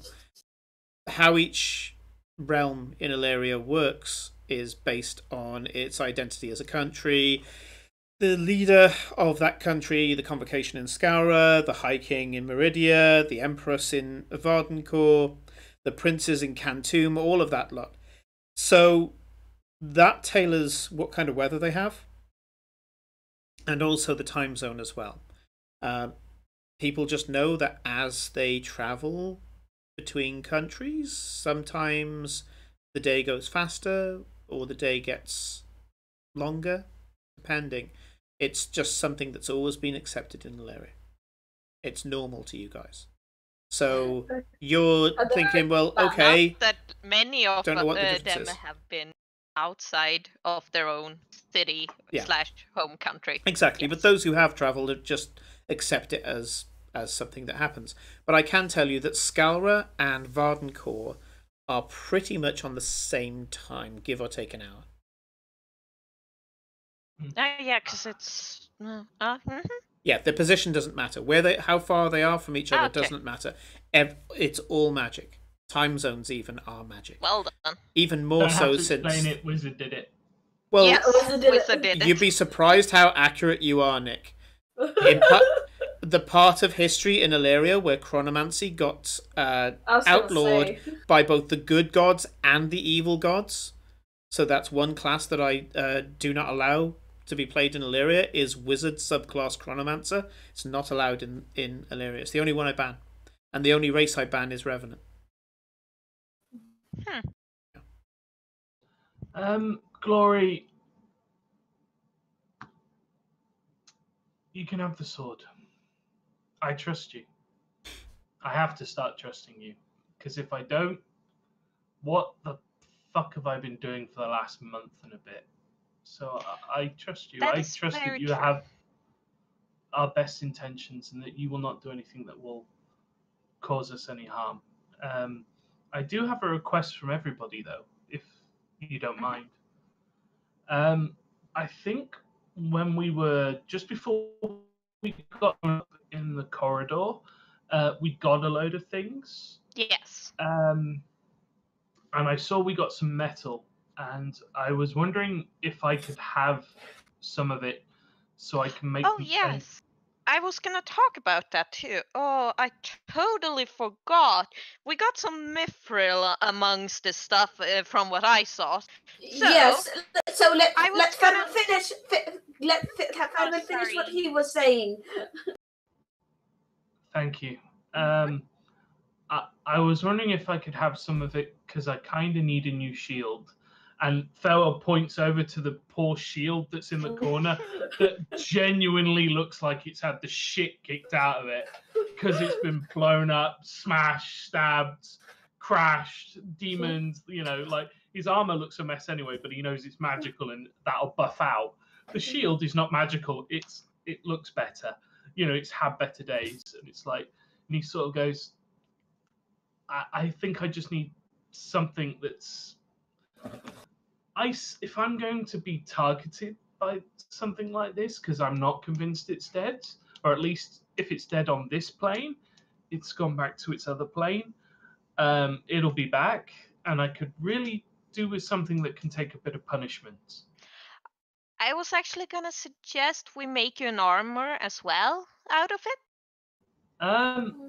Simon, out of curiosity, could I wear a, say, mithril chainmail and my breastplate on top of that, or would it be one or the other? So the way that mithril works is whatever armor you have, you can take mithril to a mithril smith, which, if you remember, you actually helped out a mithril smith in Ostergald. Oh yes, we did. Yeah. We Very did. first one. Yeah. Yeah, I forgot about that. So mithril smiths have to have certain tools that other people don't, because mithril behaves very differently. It's very resistant metal, very strong, very light, very resistant. You know that if you take the metal along, they will be able to create a mithril version of your armor. So you can probably maybe do we have enough for a half plate for them? We have 20 ingots. You have enough to make several sets of half plate armor. Yeah. Oh, so I could get half plate and a shield. You could Yeah. get mithril half plate and a mithril shield. Yes. Do you want it? If that would be okay. Of If no one would mind. course. Yes. Okay. Yes. Downside of it all is that the shield, sure, you can have a shield done in a day. It's a shield. They just beat it out in a shield shape and put the appropriate bits on it. It takes longer to paint a shield than it does to make a shield. Depending on what you're painting on there, of course. But the armor is fitted. And in order to do that, especially chainmail takes forever. If you ask anybody who's ever even tried making it, I don't know Oh God, yes. where Cora got the where Kate got the chainmail for Ren, but it takes a long time to do that stuff. So chainmail is not an option. Plate actually is faster to make. It's just it's a little more fixed, so it has to be tailored. You're still talking quite a few days, talking probably a couple of weeks to make you form-fitted half-plate armor. Are we allowed to stay here and have a bit of downtime for a couple of weeks? Well, it's whether the world allows you. That's the thing. Yeah. So, the answer to your question is yes, you could do that. However, there is because you guys have bought things before, you know about medieval commerce here. One of the things you can do is go to a mithril smith, offer them the bars, and see if they already have medium-sized mithril armor, and then they can make adjustments to the armor, which will only take a day or two. Mm-hmm. Oh yeah, okay. So there is a way around it, but I thought for completeness sake, if you wanted bespoke armor, it takes weeks. If you wanted to check if there's some mithril armor in your size and pay for it with mithril, which would probably reduce the cost somewhat, then absolutely you could do that, because you're paying them with the material by which they can make a lot more money. Yes. Farewell.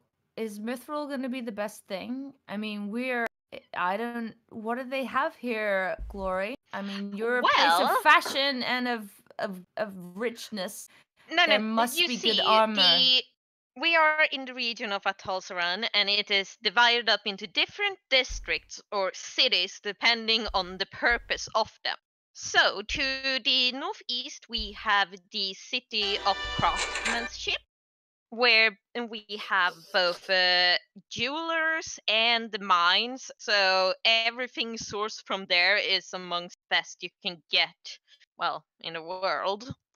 So, there's probably a few that owe a favor to Mother I could see about checking in.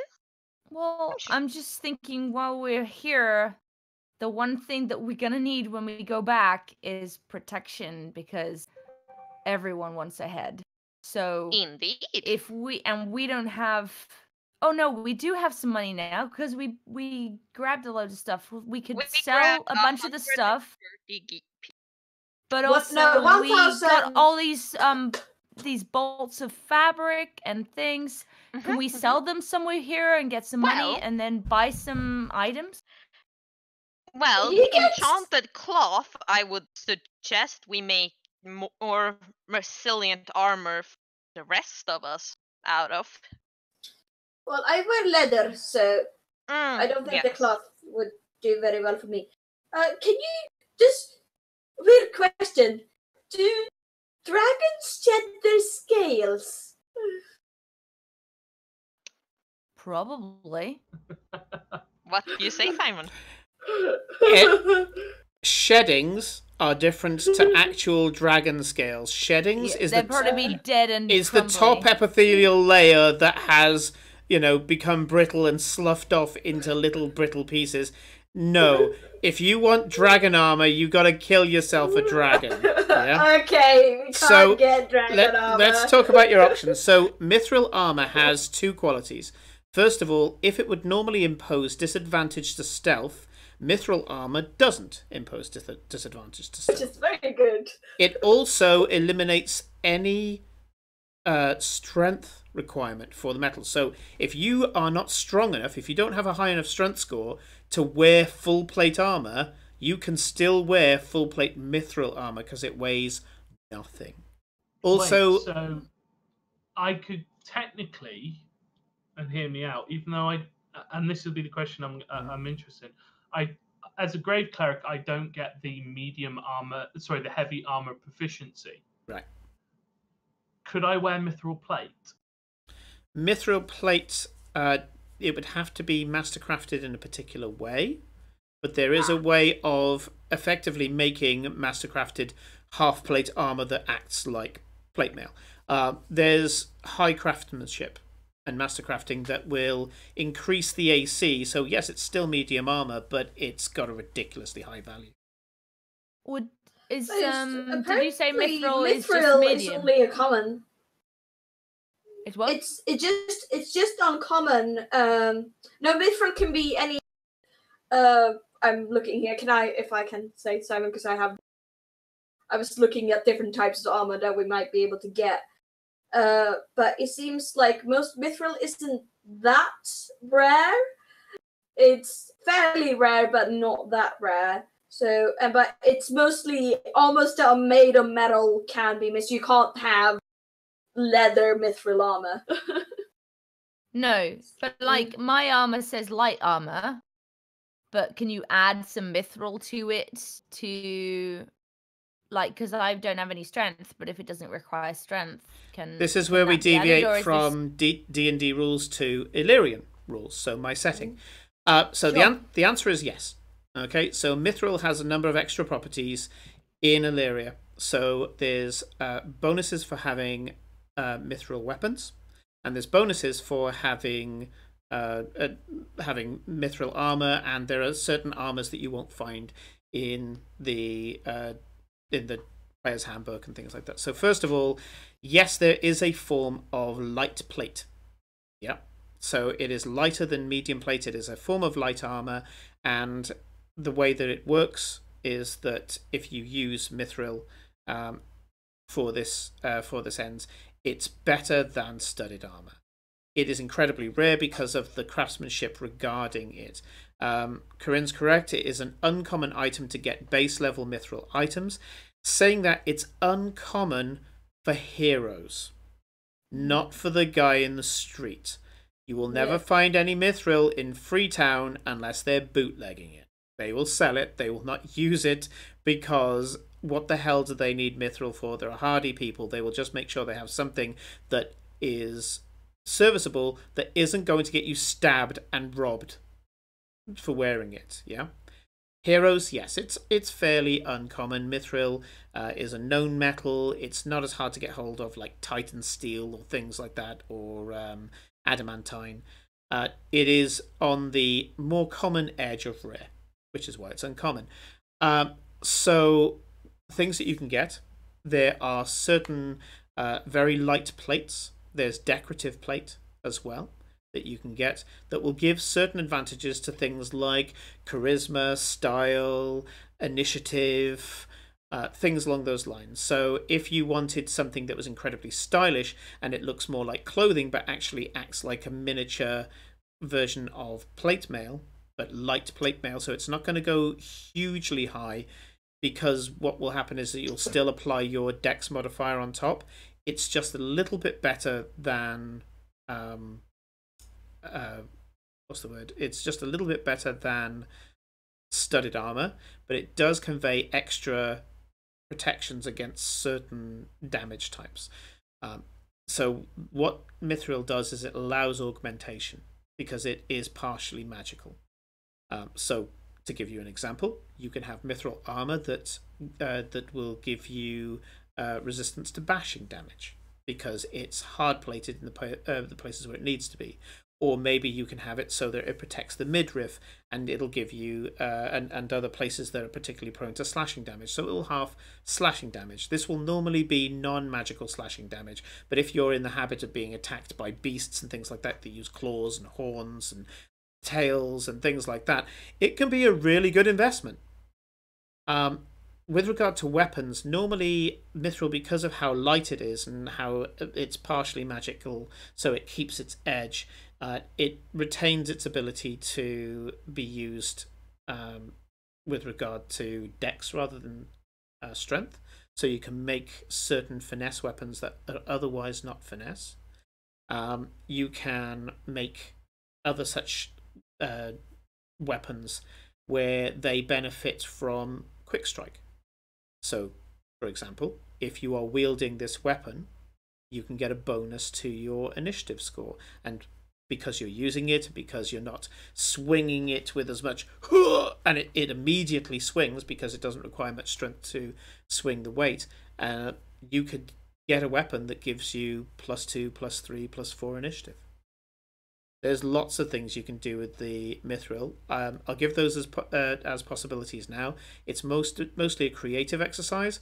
If there's something that you want, we can talk about it off stream and then bring it into stream when you roleplay having it made. But for now, you can make regular Mithril armor or find regular Mithril armor in the city if you want. Cool. I think tomorrow then, Gloria, I know there's some stuff that you want to do with your family and people you want to meet, and I think we're happy to help. But I think Cora's right. We should prepare for basically going back to a city that's probably going to want to kill us. Of course. That's So, go on. that is fine. Yes. We can check on that, and while we're there, we could just look around a bit. I mean, we have some of the finest and best enchanted jewelries in the world, so looking up things with extra protection and stuff could be useful. Yeah. But what I Felicia's think just told food- you, all rareness for magical items that are jewelry are degraded by 1. So rare becomes uncommon, uncommon becomes common. Ooh. Shall we eat and go to bed? Yes. Don't be surprised if there's something waiting for you. Yeah. They do Good that night, sometimes. everyone. Could I So- have some stuff to clean my gear, please? I've got some stuff I need to do work-wise, and I need to tidy Could this up. ask a servant to do it for you. She says it so We're not calmly. really. With Glory, again, we're not comfortable with telling other people to do stuff that we can do on our own. Ah, It's also not It's suitable kind of penance if you don't Yeah. do it yourself. okay. Yes. It's if you can do it yourself, and don't ask other people to do it because that's kind of rude. It's okay, Glory. Welcome I think to Scalra. I was about to say, don't worry about it, Gloria. I thank you for thinking of me. Well, Come on, one let's eat. surprise that I'll tell you guys now, as out of character. Your character might be surprised that the beds are round. They're not rectangular. Because they need to accommodate for giant fucking tails.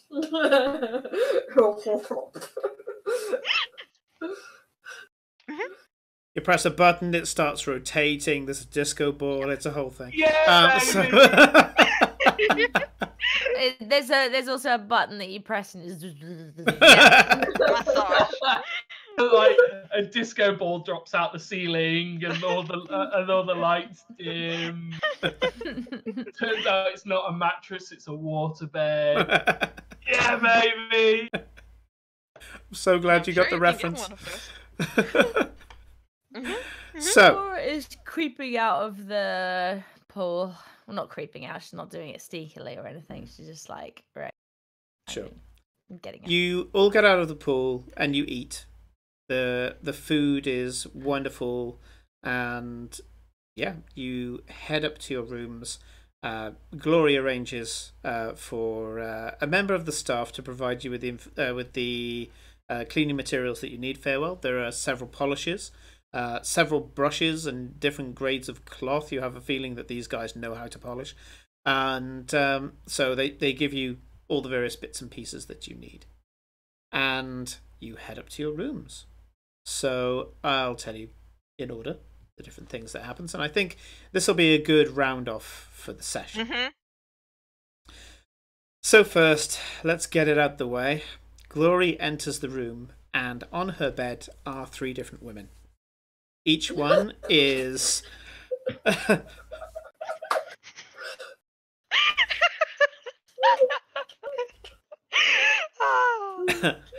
Each one is dressed provocatively, but in a completely different style. One of them is very much in a kind of loose harem pants, kind of crop top veil, kind of very much Princess Jasmine kind of thing going on there. The other one is wearing a pair of jodhpur trousers and a loose fitting blouse. And she's currently reading a book and ignoring that Glory has even entered the room. The third is completely stark naked, and you can see that there's some sort of shift on the floor. The only thing that the naked girl has got anywhere near her is a small symbol, a small sigil, like a badge, that is by her elbow. Glory walks up, doesn't really speak to them to start with, and just notes the 3 houses that they come from. And they are from 3 courtesan houses, each one a master of her craft. It's clear that this is some sort of audition or interview to gain favor with your family, and at that point we fade to black. Yeah. Being that she doesn't need to have a message from inside. So, No. little cutscene. Yes. Farewell. You walk into your room, close the door, hyperventilate, I should imagine, quite considerably. And the room is beautiful. Again, the bed is round, as Felicia's already said. There's beautiful, beautiful furniture everywhere. I mean, you know, this puts your rooms at the tavern to shame, and you thought that was luxury. On the bed, laid out on a small silver tray, is an envelope, little parcel. And before you kind of go, oh my god, what is this? Who's it from? It does actually specify on there that it is from Insight Tezcatlipoca. You open it up. I'm kind of going quickly because we've only got 13 minutes here. But it's something that you can consider for next session. You open up the letter. The letter explains that you have access at any time of your choosing to the oraculum of Insight Tezcatlipoca, provided that she herself is not using it. It lists members of staff, 6 members of staff, who will be able to attend you and keep you safe should you wish to repeat the journey that you took before. It has a small vial of liquid that she specifies as something that you should take before you go into the oraculum, and it's effectively a potion that marks you just in case your vital signs start to go down, and allows the people around you to pull you out or heal you or whatever, because she understands that it's going to be quite dangerous. Eclipse, you have a similar letter, and the researchers that have been that have been listed on your piece of paper are historians within the university, who will quite happily furnish you with some of the details of the locations that you've been given. Yay! And a small team of scryers have also been potentially assigned to you. The cost for yours, Eclipse, is to hunt down an individual here in the city. Yep. Okay. Sorry, Jeez. can you just say what the cost of mine was again? I forgot to mention yours. I've just realised. So the only cost for yours, she gives you one of 2 costs. You can either tell her truthfully what happened when you went into the oraculum, because she's as interested as you are. So you just tell her what you saw, and that's it. If you want to keep your privacy, which she respects, kind of ironic considering what she's been saying, she will take instead that you will pass a message to Dusk Elmheart, the the high priestess of your temple. The message would be a letter that Insight herself would write, and it would contain a gift. And that's it. Just delivery of a single package. But she understands that by delivering a package from a known worshipper of Tiamat to your boss, effectively, could put you in a slight social or political disadvantage. Those are the two costs. Tell her the truth of what you see, or deliver a parcel. That's all. Thanks, Simon. Yep. Sorry, I didn't get to that part. Just got it here, and I was like, damn it, I don't think I read that part. And finally, Kate. There's nothing. No offer at all. Absolutely nada.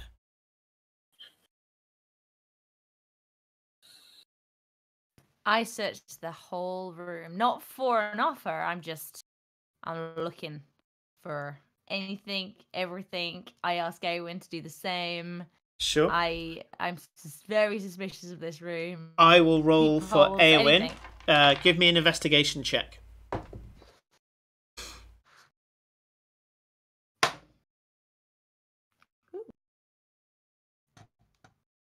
Oh, and I've lost all my stuff. Where's it gone? There it is. Investigation. 22. Okay, cool. I rolled a 19. It was so close to it. That's pretty good. So you search this room literally high and low. You take all the low spots, and your flying companion takes all the high spots. And she points out that there's a few surveillance enchantments, but they've been deactivated. That's around here.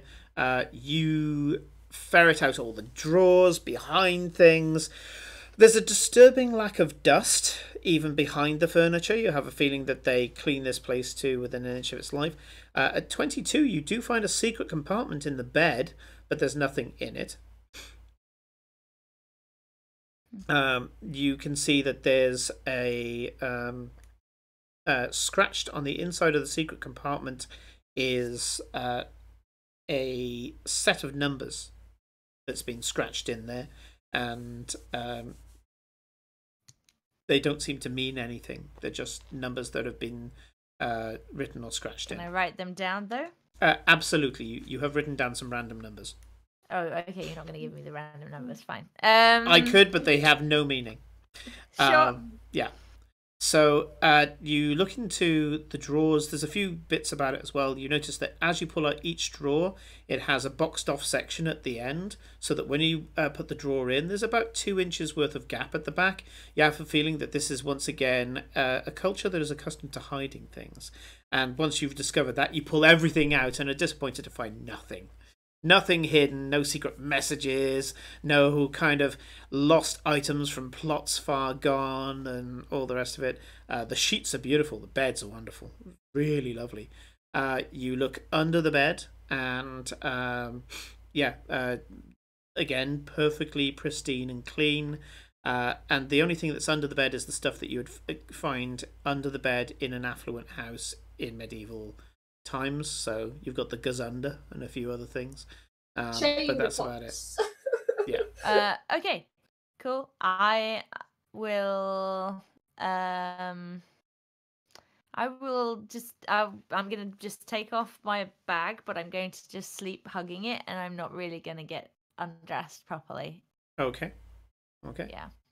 I'm kind of ready to leave when we need. Sure.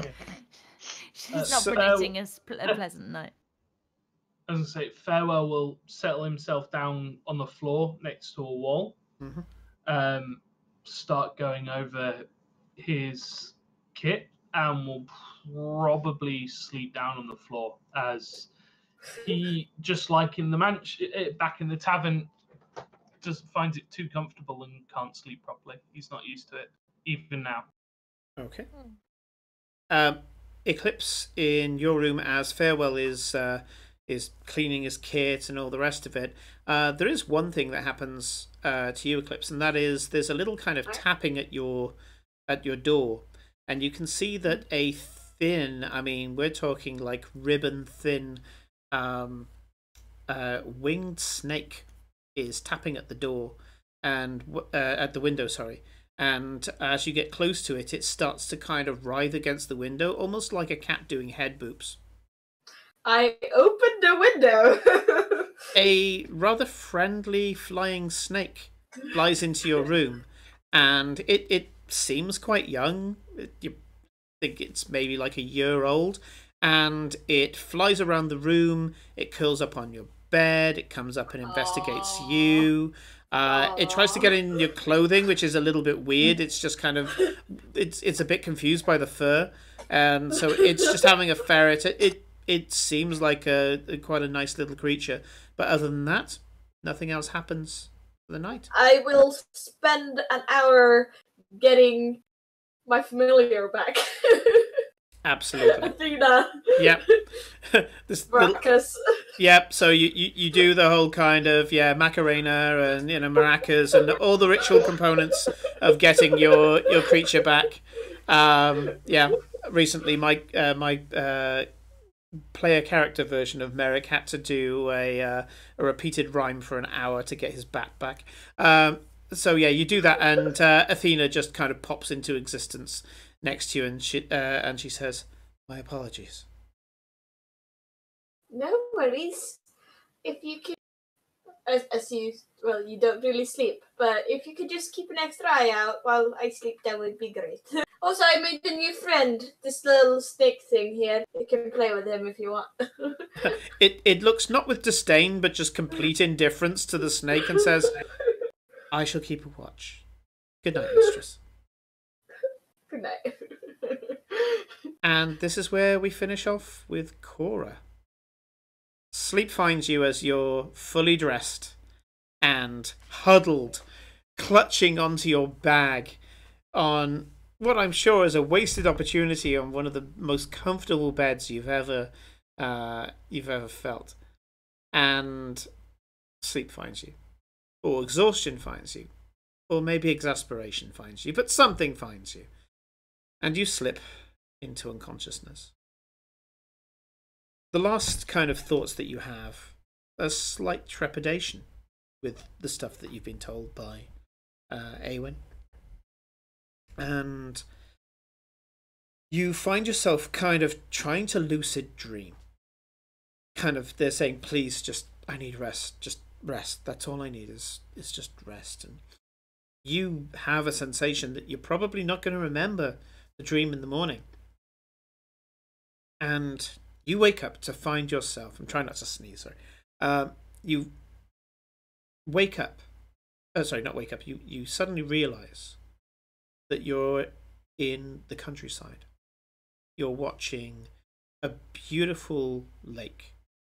Birds just kind of skittering up to the lake. Some are drinking, some of them waterfowl are swimming on the surface of this impossibly beautiful blue-green lake. The grass around you is lush, even. You're leaning against a tree. There's a picnic blanket on the floor. Good fare around you. Eowyn is curled up asleep, ironically, on the blanket. But she says she doesn't dream. And you've never seen her really sleep before. She just kind of chills out on your bedside table. There's a book next to you, and you know that if you were to pick up the book and start reading it, there'd be words, but they wouldn't mean anything. You'd just be reading until you decided what the words on the book were, and then they would become important. But right now, even though you can see the book, you can see the title. You know there is one. You know that the title isn't anything until you decide what it is. You look up and around and realize, lucidly, whilst you dream, that you're in the Feywild. You take a look at your hands, your skin. You seem real, but as you start to scrutinize it, you realize you're a little too perfect. a little too expected. Even when you look at your own body that you see every day, you see little imperfections, a scratch here you didn't realise you had, a hair that's grown longer than the others, some dirt under your fingernails. None of that. In fact, you check your fingernails. You've been fighting recently. You know you have. And they're perfectly all the same, cut exactly the same. Too perfect. And it's only when you start focusing on them that you start noticing imperfections because you want them to be there.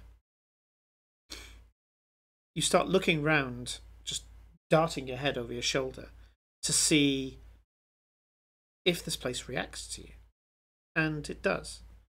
To take some details from Terry Pratchett, the closer you look at things, the more real they become, the more detail appears. It's like rendering in a video game. It doesn't really pop into existence before you look at it. Especially with the PCs I've owned and I've had to turn down the rendering. It's at that point where you hear this probably not gentle voice, and certainly not kind voice, but it is a warm voice. And you turn around to this presence as she starts to speak, and she's holding the book in her hand, the book that could be anything. She says, "What an idyllic setting." And standing before you in a orange dress that has a lot of brocade, a lot of patterns, and it seems to be varying shades of orange, is a tall, bald-headed, dark-skinned, African-looking woman with, in place of her eyes, flames. She's a little taller and more gaunt than a human, and you recognize her as some kind of fae. And she looks at you and says, "I suppose it's time we talked. I'm the General, and we've met before." And that's where we're going to finish off for this week. Da, da, da. Dun, dun, dun. One of the nice things about Cora's story is that you can go anywhere and it will follow you. So, yeah. There's a lot kicking off. You've been told some portent by Insight, where she believes that Ostergald is in for a dangerous fate. You've all been given the keys to unlock more of your personal story, to get ahead, to progress it, to get more information. But it may come at a price. And also, whatever help you get might reveal some of your personal storyline to other factions. These are going to be the types of things that you will have to decide. You're not going to be in Atal'Zaran too long. The story won't let you. Just make the most of it while you can. That's all I'm going to say on that. What are you saying? We're going to become pirates and... Yeah, we have a boat now. Fuck your story. You've got a folding boat. You're going to be pirates. You're going to sell cheese shore to shore. It's going to be a thing. Yeah. Yep, I've got all of the cheese tariffs and things like that. Designed 200 cheeses. And we are going to be this world's very first floating history / arcane enchantment place that no one's ever seen before. Yeah. Someone should take up blacksmithing while we're at this. Well, I can copy with my apron that I never really get to use much. I can help with anything, and if we recruit like a random blacksmith guy or have him in the hold, I can do the work. I have a feeling that the way that you phrase that, I have a feeling that Atal'Zaran's rubbing off on you.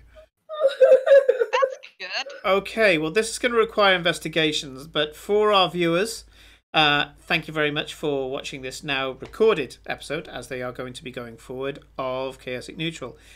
This episode and all future episodes will be played on Twitch immediately after it gets recorded. so that we can split up bandwidth problems and get rid of technical issues and things like that. And it will also be repeated on Saturdays and Thursdays, I think I was right in saying. And they'll be repeated at particular times. I haven't quite eked that out yet, but we're going to make sure it's repeated more often on Twitch. Until then, you can catch all of our previous episodes on YouTube.